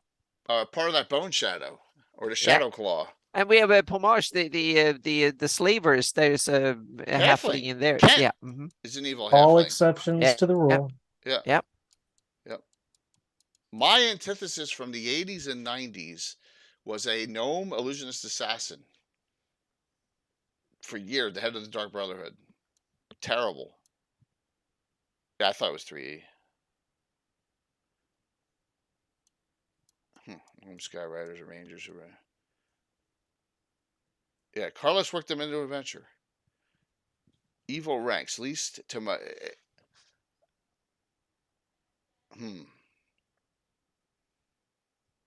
What's the dividing line? What's the dividing line between demi-human and monster? Well, I say half orcs and half ogres are demi-human. But it's all relationships. All two-legged sentient races are humanoid. Yes, that's true. But I don't know if all humanoids are demi-humans, because that's a specific D&D classification. Yeah, I'm in my new house rules. I want to call them all humanoids, but I realize I'm probably going to use hominids for all the if you mean all of them, and humanoids for orcs and goblinoids and whatnot. So because that way I can keep tradition alive a bit. So yeah. My guys are too old to make changes at this point, so I'm just staying with demi-humans and humanoids. Or halflings just humans, only DNA. I don't think so. Yeah, I wish I had halfling feet. Yeah. They're, so halflings, I guess they are. Yeah. Besides what we've seen, I mean, where else are you going to put a halfling community? I'd say areas. Hey, Sam. I'd say areas where there is stability is a good place, or an area that's not stable, and you got a whole point of adventuring. All right, so the evil gnome thing, another spot, right? If you go into the slavers and you go to Wyvern Inn, and you got that dwarven priest of Hexter, he's being allied by a whole cabal of evil gnomes, right? That says it right in there. There's like 4 of them. So, and they rule out town with an iron fist, and they slaughter all the orcs, and humans are the ones that are subjected to problems from the gnomes. So, They don't yep, call it the Wild Coast for nothing. yeah, Wild Coast is the Wild Coast, which is awesome. All right, this is going to take the longest. Let's talk elves in general. Okay, we won't make a distinction. It will say, hey, this is where you may have Sylvan elves, or this is where you have elves. So, but we know elves are all over. Mostly every forest has elves, right? Correct. Is there a forest that does not have elves on this map? I was thinking. Well, one that the Thelwood is a place where there is not that many. But there are some. There's some, yes. I put some in there, but I don't. Yeah, so that's one of the few. But otherwise, yeah, you're right. Forest, Rex Fellas. I said forest, not jungle. Burniel has elves or not? Yeah. Loftwood doesn't have that many elves, to be honest.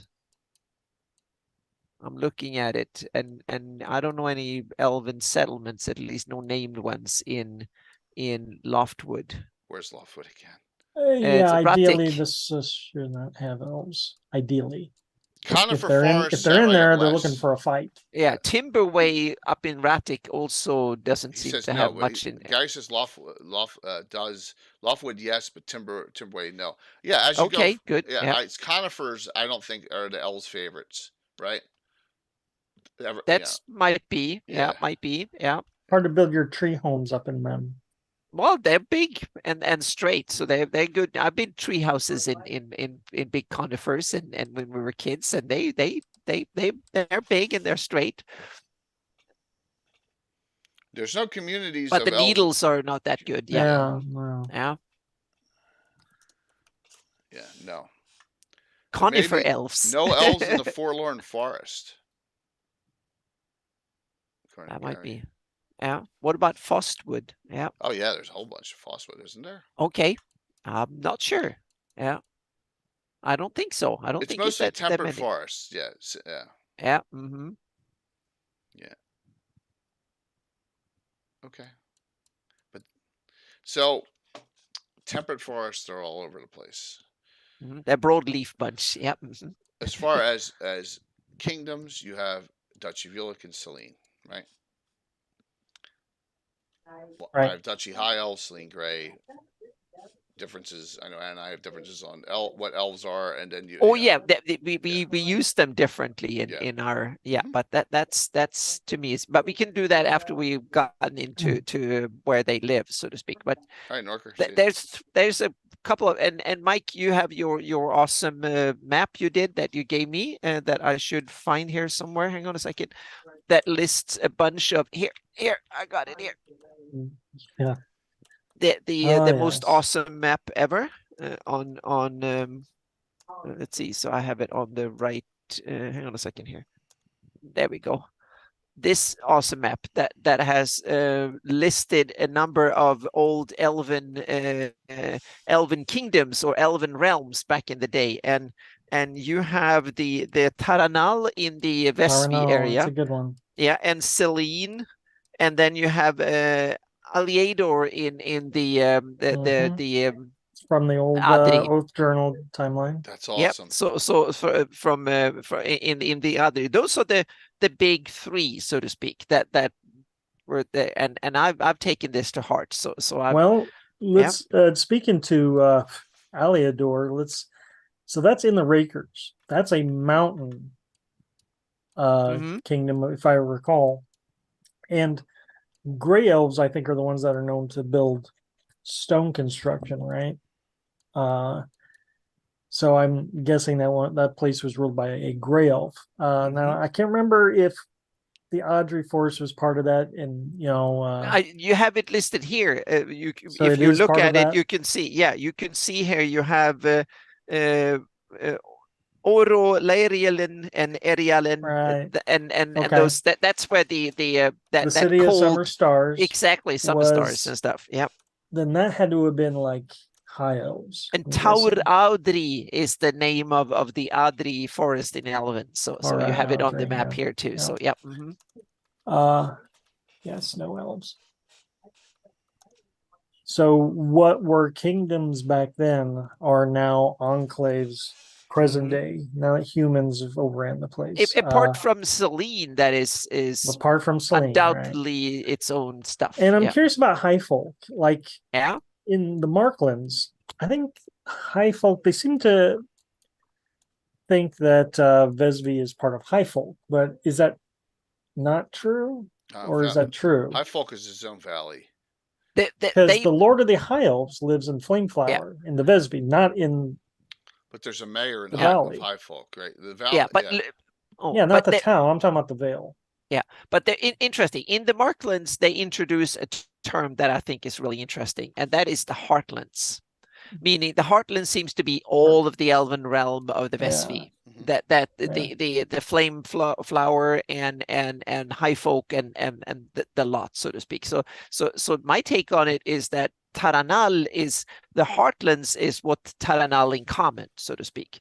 So and high folk is one area of it, so to speak. And the reason that high folk was singled out was that the elves made a compromise with the Grey Kingdom because the Grey Kingdom wanted to rule Perronland, and then they made a special arrangement saying in high folk through the valley, both humans and elves had full rights to be there and to trade and do all of that. That's why high folk was singing up. But that's just my take on why it happened. I just tried to explain why the map ended up the way it did. It makes sense. The Vespi is cool because if you go, you have Wood Elves, Sylvan Elves, Grugok, High and Grey Elves all here in this area, which is neat. They're all here. Yeah, so all there. Yep. Snow Elves and Valley Elves are unique to Greyhawk. Okay, Gary. I didn't realize that Snow Elves were unique to Greyhawk. I thought it was a generic and it was placed in crystals. I just assumed that someone else said Snow Elves too. Here's a Vesby fact I found out from reading today. And I use the evil. So you have that defiled glades, the Badlands area down the south part of the Vesby Forest. According to Eyes, and maybe this, it could be a he say, she say type thing, but according, that's right on the border of the Heartlands, right?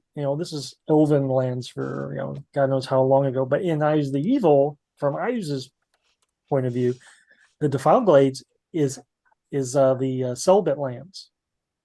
That's Orcish land. And Freganians came in there and I guess wiped them out or whatever. Well, and we talked about that there's the Torch of Groomsh is roaming around this area too, fighting the Iusians too. So yeah. But it's a huge area. There's room for lots of them. Meaning we're talking about an area twice the size of France. I'm just surprised that the placement's what surprises me. Why not put them in the northern part of the Vesby? That's true. Yeah. I don't know. Well, it just seems awful close. Carl Sargent, right, did a lot of stuff that we like. I still to this day don't understand Philidor. Yeah, he's shooting from the hips. Remember, Philidor is an elven blue wizard in the Vespi, and he exists at the same time as a human blue wizard in Greyhawk City. So, Tiefling. Yeah, well, Tieflings are not called Tieflings in Greyhawk. They're Cambions and Alu demons from the original. Yeah, but that's okay. Philidor and Cobb Dark might be related then. Oh! Isn't Cobb like a dwarf when he goes to the Iron Hills and human when he's in Iron Gate? So, Vespi, Vespi is one of my favorite areas just because it's so open. I mean, there's some communities here, Flameflower, Ironstead, right, Qualston, but they're just like so. You're right. This is as big as Mirkwood, right? Or it's even bigger, isn't it? It's huge. So you can do almost anything you want here. Grugok, okay, Wild Elves, yep. Which I like them too. So I was really struggling to find some stuff to talk about architecture because not a lot of D&D stuff goes into that. Like the Roger Moore articles on elves and dwarves, nothing. Yeah. The complete books, nothing. Nothing need to on have a Hollywood architecture. movie first, then we get some elven architecture. So yeah. Now, Marklands does have architecture. Mhm. You Yeah. have Serenelil's Towers, Yep. Yeah. Yep. The which blind, is the quote unquote blind. yeah, it's elf. Yep. the twin. It's like a twin tower thing. Mhm. Probably got magic construction to it. And then there's also Castle Elanestra, Yeah. Mhm. which has a demi-human vibe to it. But she's human. Let's see. I think she is. Sharnalem is a swan maid. Swame. Yeah. So yeah. Yeah. Human swan. Yeah. But within the bounds of her, Thanks, Patrick. it's a wooden wall. Within the wooden wall is a forest where Sylvan folk live, and then within inside of that is a stone walled. Plus, she also has Tirgs there too. Fortress, and right, all the canines. Yeah. So absolutely. It's almost like a little enclave of its own. That castle. Thanks, Patrick. No, I think it's all cool. Sylvan. Cool sergeant stuff during this area. Both these are super cool, except for Serenal being blind because the summoning has caused him to go to freaking wants him to go to Lender Isle. I hate that. So that drives me crazy. On that. But yeah, absolutely, really well done. So here, I'll show you some architecture of what we have. I know Sargent also mentions in Marklands that the town of Flameflower, where the Lord of the High Elves lives, has tree houses and wooden chalets. It says.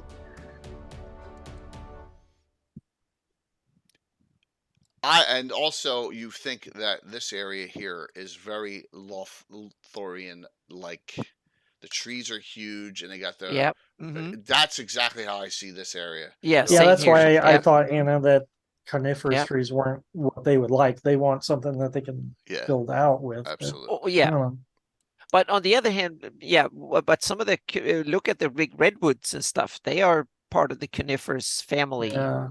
So there were some of the big, but that doesn't need to be so in Greyhawk. I can totally get it like more oak-like or something like that. So I can definitely see that, and I can also see that we don't need to slavishly following real world climates, because we can say that maybe if there's enough elves that live there, they might have magic that tweaks the climate too. So they might get it temperate in those forests and stuff, and change the climate in the area they're living in. So I actually have an elven tree with a tower. Oh, yeah. As one of our, we've used that, and it opens up. Yeah, so really a neat piece. Always could use more of this kind of stuff on the table, but just it's, I can only chain Bill down into the basement for so long. So yeah, but that's our nicest elven piece that we have, and we use that. I use that in Southern Selene. So it's a cool piece, and that I've used it for multiple times for this area, which I created. Called, and I put it on the map. Southern Tree Guard. That's what that is, right here. Okay. So no wild oceans.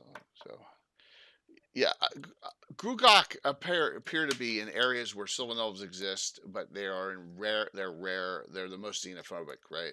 They're a little smaller because probably of the it's a mix. It's a mix. But what's that? I would say the following: whatever you do, there's no right or wrong way. Right? That's a great thing. Do it however you so choose, and make it your own. So, is Exag? Is that Dwarven? Nope. It's Elvish. I don't think so. It's human. No, it's. I think it's human, and it's one of these. I don't think it's.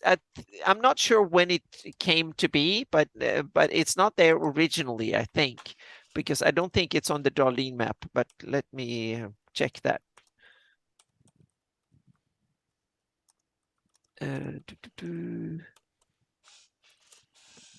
Let's see here. Yeah, I think so, Lindra is. Exactly, is on the Darlene map. Sorry, yep, it is on the Darlene map. So it is early on, but it wasn't detailed much mentioned. But it's there.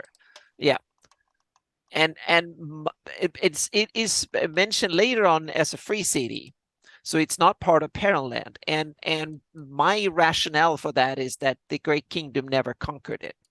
Those were so I have it. Those were humans that lived there, and they were never conquered by the Great Kingdom. That's why they're still a free city now, part of Parentland, because they kind of and they might not also not be conquered by Igwil when she ran it either. So they might have been the one that held off or something like that. You can kind of make your story that way or something. So yeah, if you want to. So there's elves everywhere, right? Where, Yeah. or has anyone placed elves where you wouldn't normally find them? I remember, and this is one of the Hey, horrible except that they in the Shieldlands Living Greyhawk campaign, they made an elven forest in Shieldlands just because they needed some elves. because they needed it. Well, Yeah, that's they not a needed bad it. idea to have a small pot. I mean, look, you have just look the small. You have Axewood here, where Now you're tickling Silver. my bad spots here, Jay. What? By just putting a But little. inventing small little elven forest just because you Yeah, need look, one. like right here. Like we'll make this a little more green. There you go. Okay, yeah. Yeah, I'm not. Yeah. I haven't done it. I'm just saying. No. It depends. It's there's nothing wrong with it. It's just that for me, it's not the way I do it. But just because it's the way I do it doesn't mean it's wrong at all. I'm the minority here, not the other way around. That's all right. There's way more people who play Living Greyhawk and had way more fun with that than me playing. I'm the outlier here, so to speak. So yeah.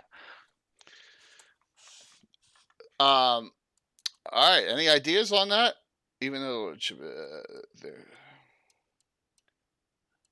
4,400 plus years ago, that makes total sense as to, you know. I'd say beyond the Valley of the Mage, there might not be any elven outside the forest. Not a lot of elves of significant number.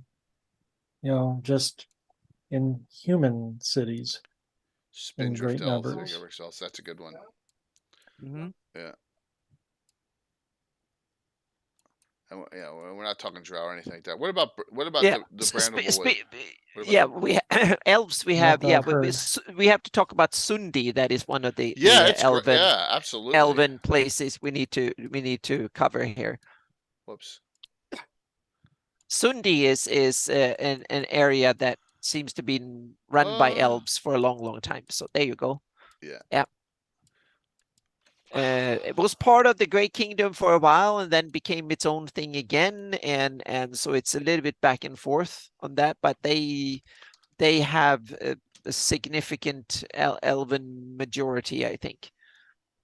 Just like the Urns. The Ulex. We're not doing this is all land, but we're not going to do Underdark or Aquatic here because that'll go off in a thousand tangents then. Yeah. But we have Sundi. That's an elven I'm realm. Trying to find something here. Okay, but then we have the Spindrifts, and this where we have the confusion, because a lot of the later on they say, oh, but the Lendor Isles are run by elves, and I did that mistake on several on my maps. I haven't corrected it yet. I think it's part of the confusion of what is the Spindrift and what's the Lendor Isles. I think originally Lendor Isles is only the Lendor Isles with its tiny little islands surrounding it. The Spindrifts are not part of the Lendor system. That's what I think when you go back to Len Lakofka, that was his vision. The Spindrifts was not part of his Lendor.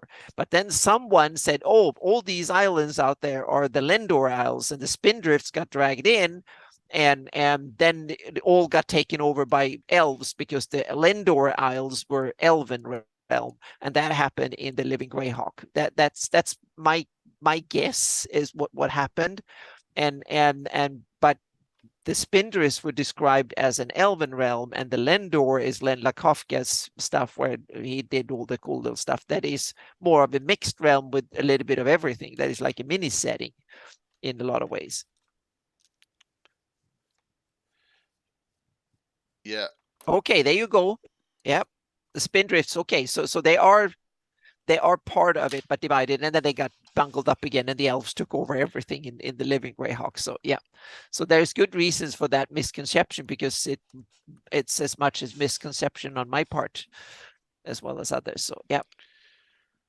So BB, the Moonbow thing is the goddess Sayanine says you gotta. It's like freaking Lord of the Rings. The goddess, you gotta leave. Exactly. And then then your eyes get all milky white. And then you gotta go to the Lender Isle. Yeah, that was one of the most problematic things with Carl Sargent. He made the elves Tolkien-esque in a lot of weird ways. So I agree. That was kind of a more problematic than Yes, so they kicked out most of the humans there, Sam, according to that. And too bad for Lendor Isle Len series. Bone Hill goes away. Yeah. They so yes, of course, a lot of that. So loose cannons around. Yep. Lots of loose cannons. But that picture I showed was a picture of Sunday from Dungeon Meister that I just had up, by the way, if you didn't see him in chat. Just a note. But those, I think, are the elven realms that we know of. Yeah. Well, there are a lot of places beside. I mean, you got a lot. So, I mean, there's you could have like here, Barenbois. What is this? This could be a Blackwood, Brethilder. I mean, you could put some elven. Like, look at this around this town of Broughton. You could put some elves in there too, man. Right? You know, you can if you want small to. Community. I'm just saying that, like, you can where put them, would other be places? Because we're assuming a majority of the standard elves are going to, where it's Sylvan, Grugok, or Grey or High, are going to be in woods. You're not going to have them in mountains, right? Yeah. And Gary brings up an interesting topic. No elves seems to be west of the Crystal Mist in the Baclooni lands. So they seem to don't like each other, or what's the take on that? I'd say that's a good point. The elves were smart enough to leave when the cataclysm came, and then never went back or something. So the Bramblewood's nasty. Are there no elves in the Bramblewood, Sam? Not that I know of. No. Yeah. No.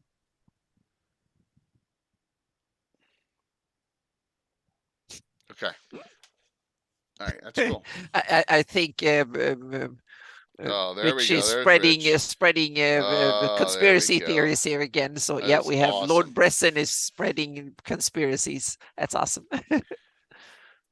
That's a question for everyone to decide on their own, because that will never be answered in published source. How many elves are outside the Flannis area of Greyhawk? Yeah. The world of Greyhawk. The rest of the planet is kind of very much up for grabs. Open. So Yeah. So. But I think that's well, we have one area that we have to mention the elves in Joff. Yeah, that's where we have to. Yeah, with the dim forest and Joff and has lots of elves. And Valley. Yeah, and we have the Valley elves in Vale of the Mage, but they are a separate issue. We don't know much about them, so to speak. But then we have more regular elves in Joff and the dim forest that are kind of more of the normal standard fare. And of course we haven't mentioned the big one yet, but the Joff is a home to lots of elves. And then we have the biggest of them all, and that's Selene. Yeah. At least when it comes to political standing, because it's the only one that is formally recognized in the book and listed as its own elven realm and kingdom, so to speak. Oh, Dutch of Ulick is too. Yeah, that's true. Yeah. But they are kind of a mixed bag. There's not much developed of Dutch of Ulick at all. Exactly. Yeah. Not much. So yeah. 250,000 elves, they'd be somewhere. You'd see them. So Demi-Humans, can a map of Demi-Human migrations be made? Yeah. Yeah, that's what started the topic. Yeah. Good point. That a lot of your Demi-Humans have to be, they're not in the countries themselves. That's why I try to not mention Sunday or Selene. That the enclaves are the things that are pushed out to the side. These forests that are claimed by multiple countries. Yeah. You mentioned dim forest. Yeah, the Valley, the Mage, Jeff, Grand March. it touches on so many different countries that the force is divided up. Yeah. And the elves have to be like in between. Do they serve only Jeff? Yeah. The Valley of the Mage, or We'll have themselves? a topic yet, guy, for next week. And Mike was joking. Yeah, we have another elven enclave in the Dreadwood. There is elven, elven or two. Yeah, absolutely. Yeah. I feel the Dreadwood is similar to the Grandwood. It's wholly within the kingdom, but the elves that live within it probably don't. Exactly, they run themselves, I think. They run themselves. Yeah. And there's a lot of fighting.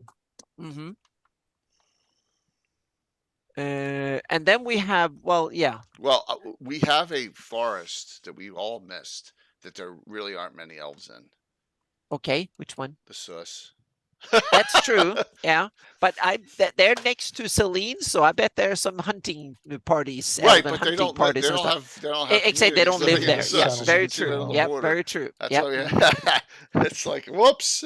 Yeah, and we have Celadon Forest is another one that there probably some elven enclaves in the Celadon. That's a perfect one. Yes, it borders on Ernst and Nairon mainly, but the elves are autonomous. Yeah, a lot of dead bodies in this list. I agree. Hey, I have the Selene Sus Forest Night's Watch just for for that. Yeah. So. Same thing with the Gamboj Forest, or however you pronounce it. Gamboj is very. They're in line with the Flinny Hills. What about the Audrey? How many are there still left after the are there still elven lots of elven realms in there, or I mean there is a whole city in there. Yeah, exactly. But as to being inhabited, no, I would imagine if there were any elves still in that forest, they stay away from there too. Yeah. Yep. Or made some new settlements. Yeah.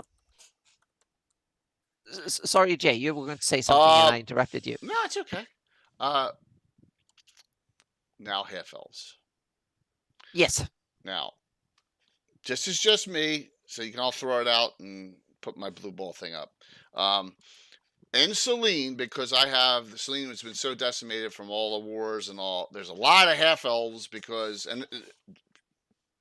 they needed to repopulate. So some chosen humans with gray elves, and this is from the course of adventuring. I have a lot of half elves that come from Selene in our game. It's just the way it was. Yeah. We had a lot of humans come early on. Wild Coast, first generation characters. If you were a human, you came from the Wild Coast. If you're a half elf, you came from Selene. Just the way it was. Right? Yeah, and there is an half elven community mentioned in Greyhawk lore, and that's Ostberg. That is between Hoblet and Selene. Right. That is mentioned as. It's right on the border. It's right on the border between. Absolutely. Mentioned as being half elven, and a lot of half elves comes from there, and also High Folk is also mentioned as a half elven realm. So those are in lore described as having a lot of half elves in them. Oops. So for me also, oh God, I really messed the map up here. The one that Mike found out, Cowerwood, which is in Selene, right? Because Mike made that determination. I have a lot of half elves in Cowerwood because it's a border. It's a border location too. Yeah. This is the southern entrance into Selene through Cowerwood. So. Yeah. Half elves are racist. Well, Gary has theories on conspiracies on elven conspiracies here. So nothing to do with nothing. Yeah, exactly. Yeah.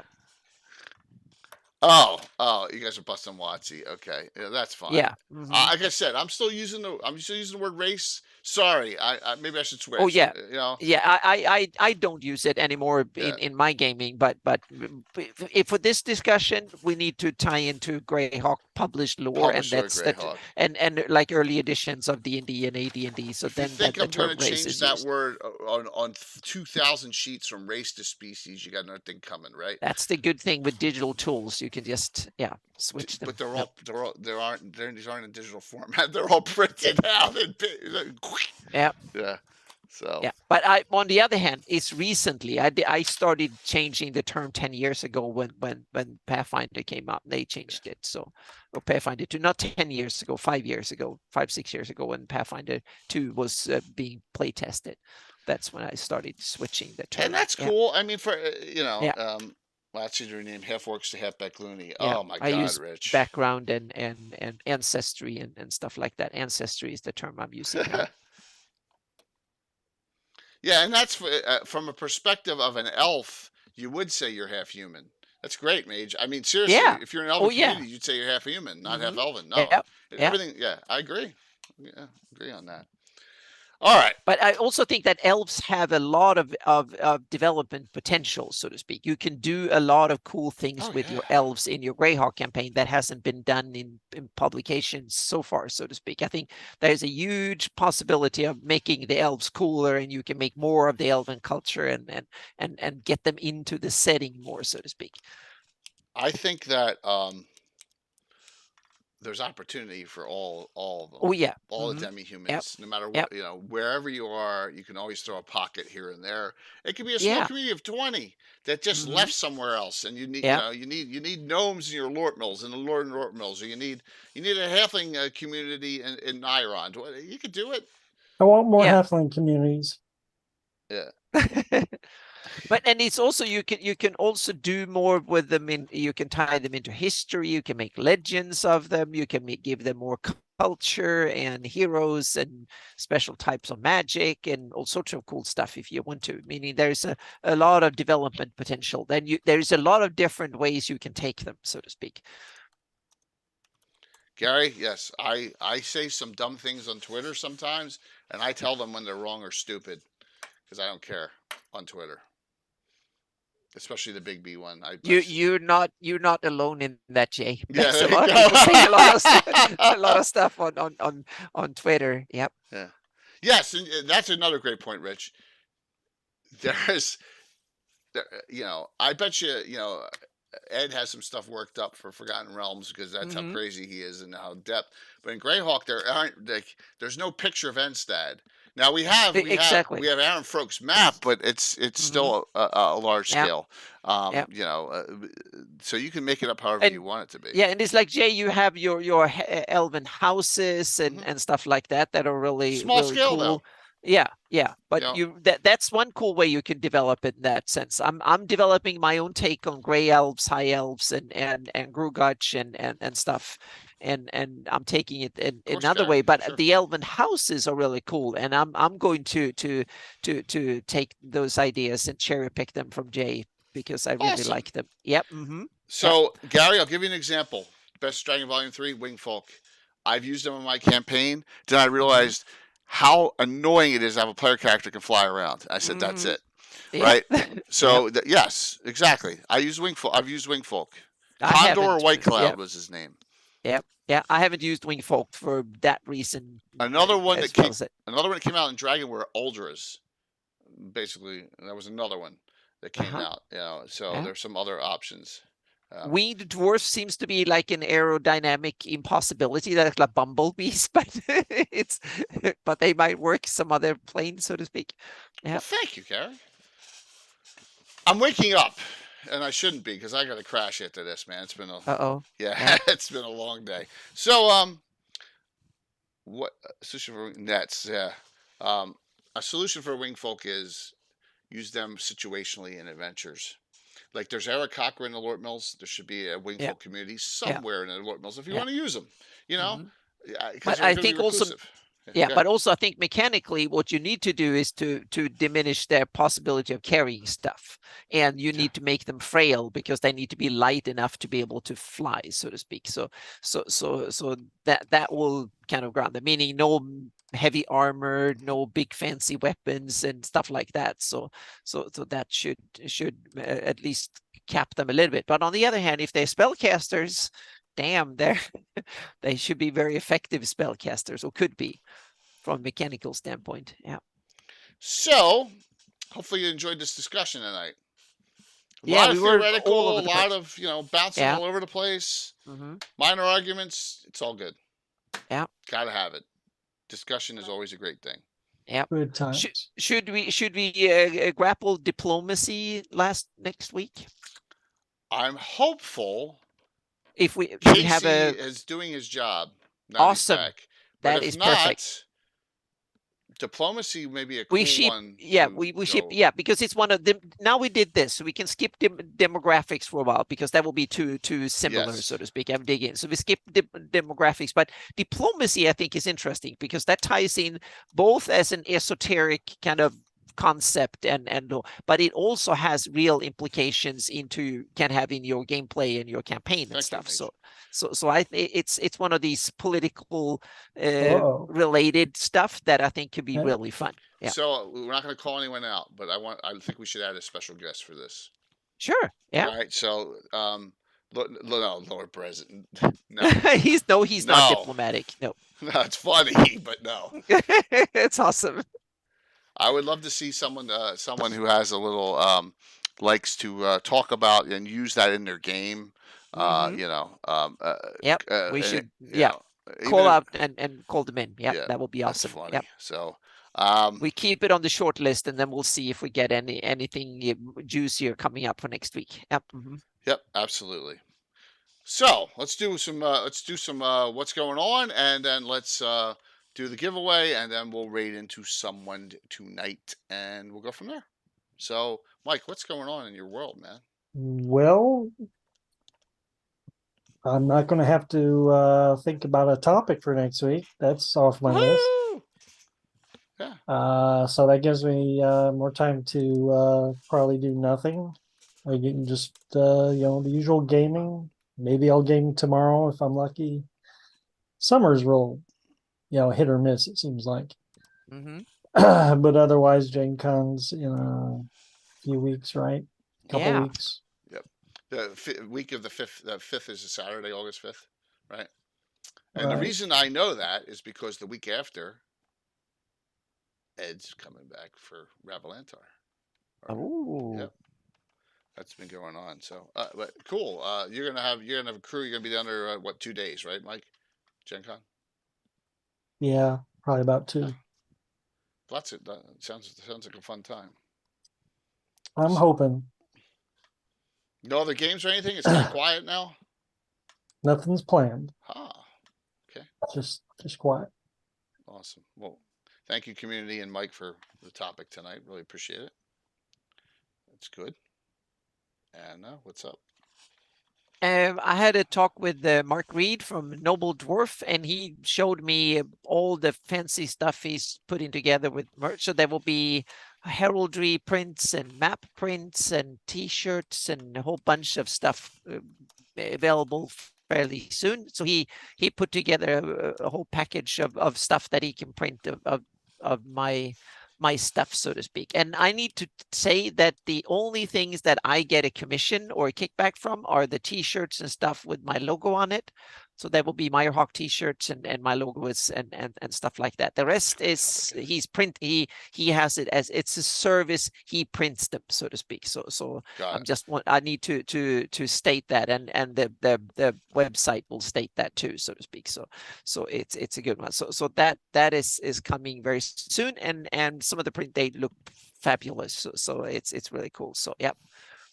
So that is coming. I've been working really hard on wrapping up my crit wall map and stuff. So that is coming very. Oh, thank you, Mage of the Valley. Yes, there's more heraldry coming, and I've done heraldry now for almost all of my baronies in Foryundi. So that is Meyerhawk related, but I'm going to present my take on Foryundi. So you can steal whatever you want, so to speak, and use it. So it's some of it is on the my campaign map that I posted. So I can post the link again to that one, to the stuff. And I'm also planning an overhaul on my Patreon again, because Patreon are bringing in new functions and they're revamping the site. So I'm going to reduce the number of tiers and stuff like that. So that's coming later in this fall, probably in September or something like that, is probably because they're putting a lot of new functionality and revamping the site. So when they do that, that will be a good time for me to look over their stuff. And I'm going to put much less behind a paywall. Not even in almost everything will just be available from day one, so to speak. So that is something I'm going to change, because even I have a hard time figuring out what to put where, so to speak. So it will be simplified, more straightforward, and so on. And since I have some 450 something patrons, or depending on where in the month it is, it's starting to get a bit unwieldy what to put where and stuff like that. So I'm sorry if I missed things in communication, because I'm starting to get like 10, 15, 20 pieces of mail and comments and stuff to answer per day. And some of it requires a little bit of research, and sometimes you need to find it. So if you tag me somewhere, I try to go over all my Discords and all my comments and stuff twice a day, but I miss things and I get. So I'm sorry if I've done it. I'll try my very best to keep up with it. But you asked me so many awesome questions that I need to that I want to, so I won't really want to answer them, so to speak. But there are things coming. So my Shieldlands stuff, there is a whole bunch of stuff that I want to, for my Shieldlands campaign, that I'm going to dump this fall, more and more of it, so to speak. The crit wall area map, the other adventure locations, background stories. I'm working on historical take on the Flannies with maps going back 15-20,000 years. So there will be several, like four different eras of maps of the Flannies, historical maps and stuff. So that's a big project that I've been working on for a better part of a year. But I realized that it required way more writing and stuff, because just doing the maps, no, we need to write about it, so to speak, too. And then I'm going. Oh, thank you, Wolf Knight. And you have one question I haven't answered yet. So thank you for saying it, but I'm behind on that part too. But so ancient maps. The thing is, now when I do a lot of this stuff, I'm going out on a limb. So I'm leaving the what kind of established Greyhawk lore and speculating more and bringing in my own stuff. So I will label that Meyerhawk when it's me doing my version of Greyhawk, and then I will just call it Flannies 576 or 598 for the more generic ones. And that is the GIS project is underway, and crit wall will hopefully be done the first in using GIS technology, so to speak. So that project is coming underhand. And on Friday there will be a mapping live stream again. And tomorrow I'm going to San Diego for some Comic-Con fun. I will not be into Comic-Con, but I will meet up with a bunch of other TTRPG creators and stuff in San Diego tomorrow. So yeah.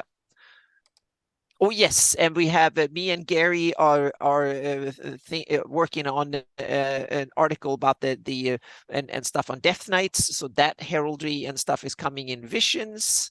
Yep, and yeah, so there's a bunch of stuff working on, so to speak. So yep, so now I'm babbled enough. Yep, that's awesome. All right, so my God, I didn't prep. I was looking who to raid into. Well, oh, it's okay. Yeah. Yeah. So I only have one. Mine wasn't prepped. This is a short. This is only a 3-stream week. Sorry, everyone. I'm going on the shore Saturday for the the family. Let me switch over here. So I don't have a Saturday game, but tomorrow night's a special game. 2 of my guys are out. So what do? I get to bring in Darling and Bones, right? And so, yes, Adventure 1008, Strange Events at Muddy Waters. So there you go. The Halfling community, something's going on there. It's going to be a fun one. Only 4 characters, higher level, 8th level and up. So you're going to see Darling's going to have a new character, a human female from the Wolf Nomads. I didn't. You know, she's a rock and roller. Her name is Molly Hatchet. Okay. I will allow it. You like that? You like that, Mike? Yes, she uses a battle axe. So yeah, she's badass. So you'll see some Molly Hatchet there, along with you'll see Ace Broadhead from Tom. You'll see Kaliak Morta, the Clark Ranger from who was in that fundraiser with the half dragon, back in the day from Bones, and then you're going to see a Voodoo Man, Gramercy Riff, a dual class human necromancer, one of Walt's favorite characters. He hasn't played in a while. Yes, so you're going to see it's going to be a fun adventure tomorrow night, and that's going to be Gamescape 3D giveaways tomorrow night. Okay, fun. And then Gabbin, there's a 25% chance that Ed will be on Sunday night's Gabbin. 25. All right, I'm working on that still. He's working out what dates work. He's got family over. He doesn't know when they're going to get thrown out or his house or whatever that night. So we may have an I thought you said you were going to roll dice, 25% chance. Yes, he's rolling dice to see. Yep. No, Moose, she's going to play her like a barbarian type. She's going to play her like Valeria from Conan, I have a feeling. That's my thought, is how she's going to play her. So, yep. But it'll be fun tomorrow night. So, hit it out, and Sunday, if not, I'll have a topic. I may. What's the topic if Ed comes? What will... Legendary events and campaigns. Oh, that was my idea. Awesome! To go great. with. Yep. We'll talk about some of the ones. I'll talk about Battle of Meridian Meadows. We'll talk about the Greyhawk Wars. And I want to hear. I don't know anything about Forgotten Realms legendary events, so I thought that would be good. Okay. It would be awesome fun to have them. Yep. Am I going to add some details? No, because I don't adventure in the Wolf Night. She's from the Wolf Nomads, and this adventure takes place in the county Ulick in a halfling community. So she's basically fled, because women don't get treated very poorly.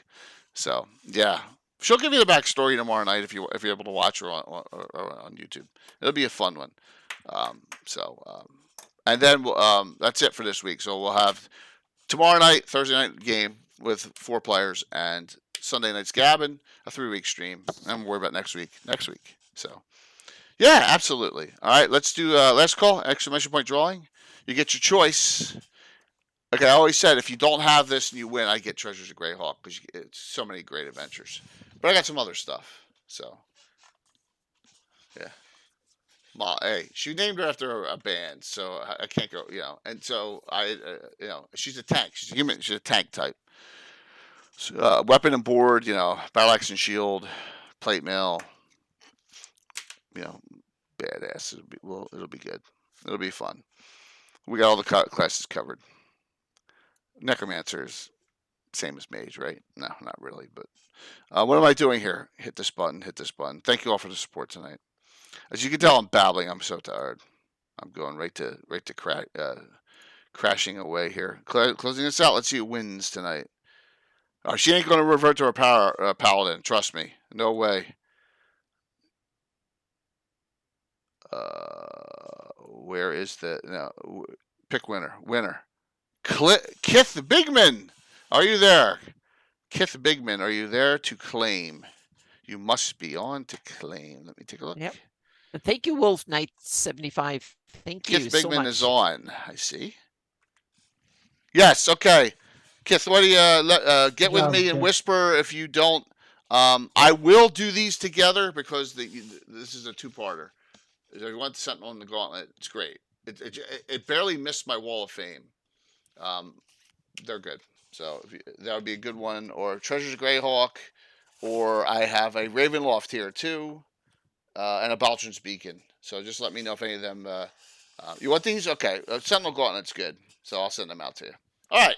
We're going to raid into Kafir tonight. Why not? I haven't raided into Kafir in a long time. I feel kind of bad.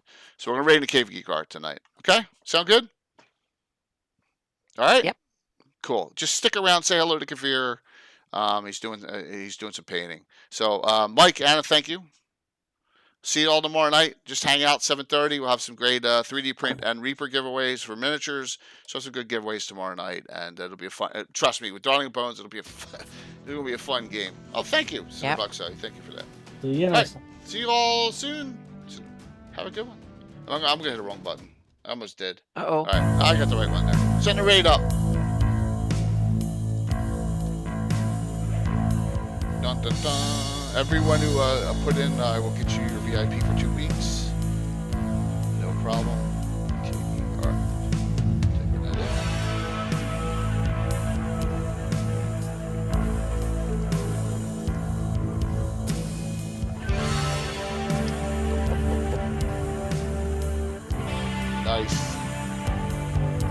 righty. Thank you all. 5, 4, 3, 2, 1. See you tomorrow night. Have a good one. 78.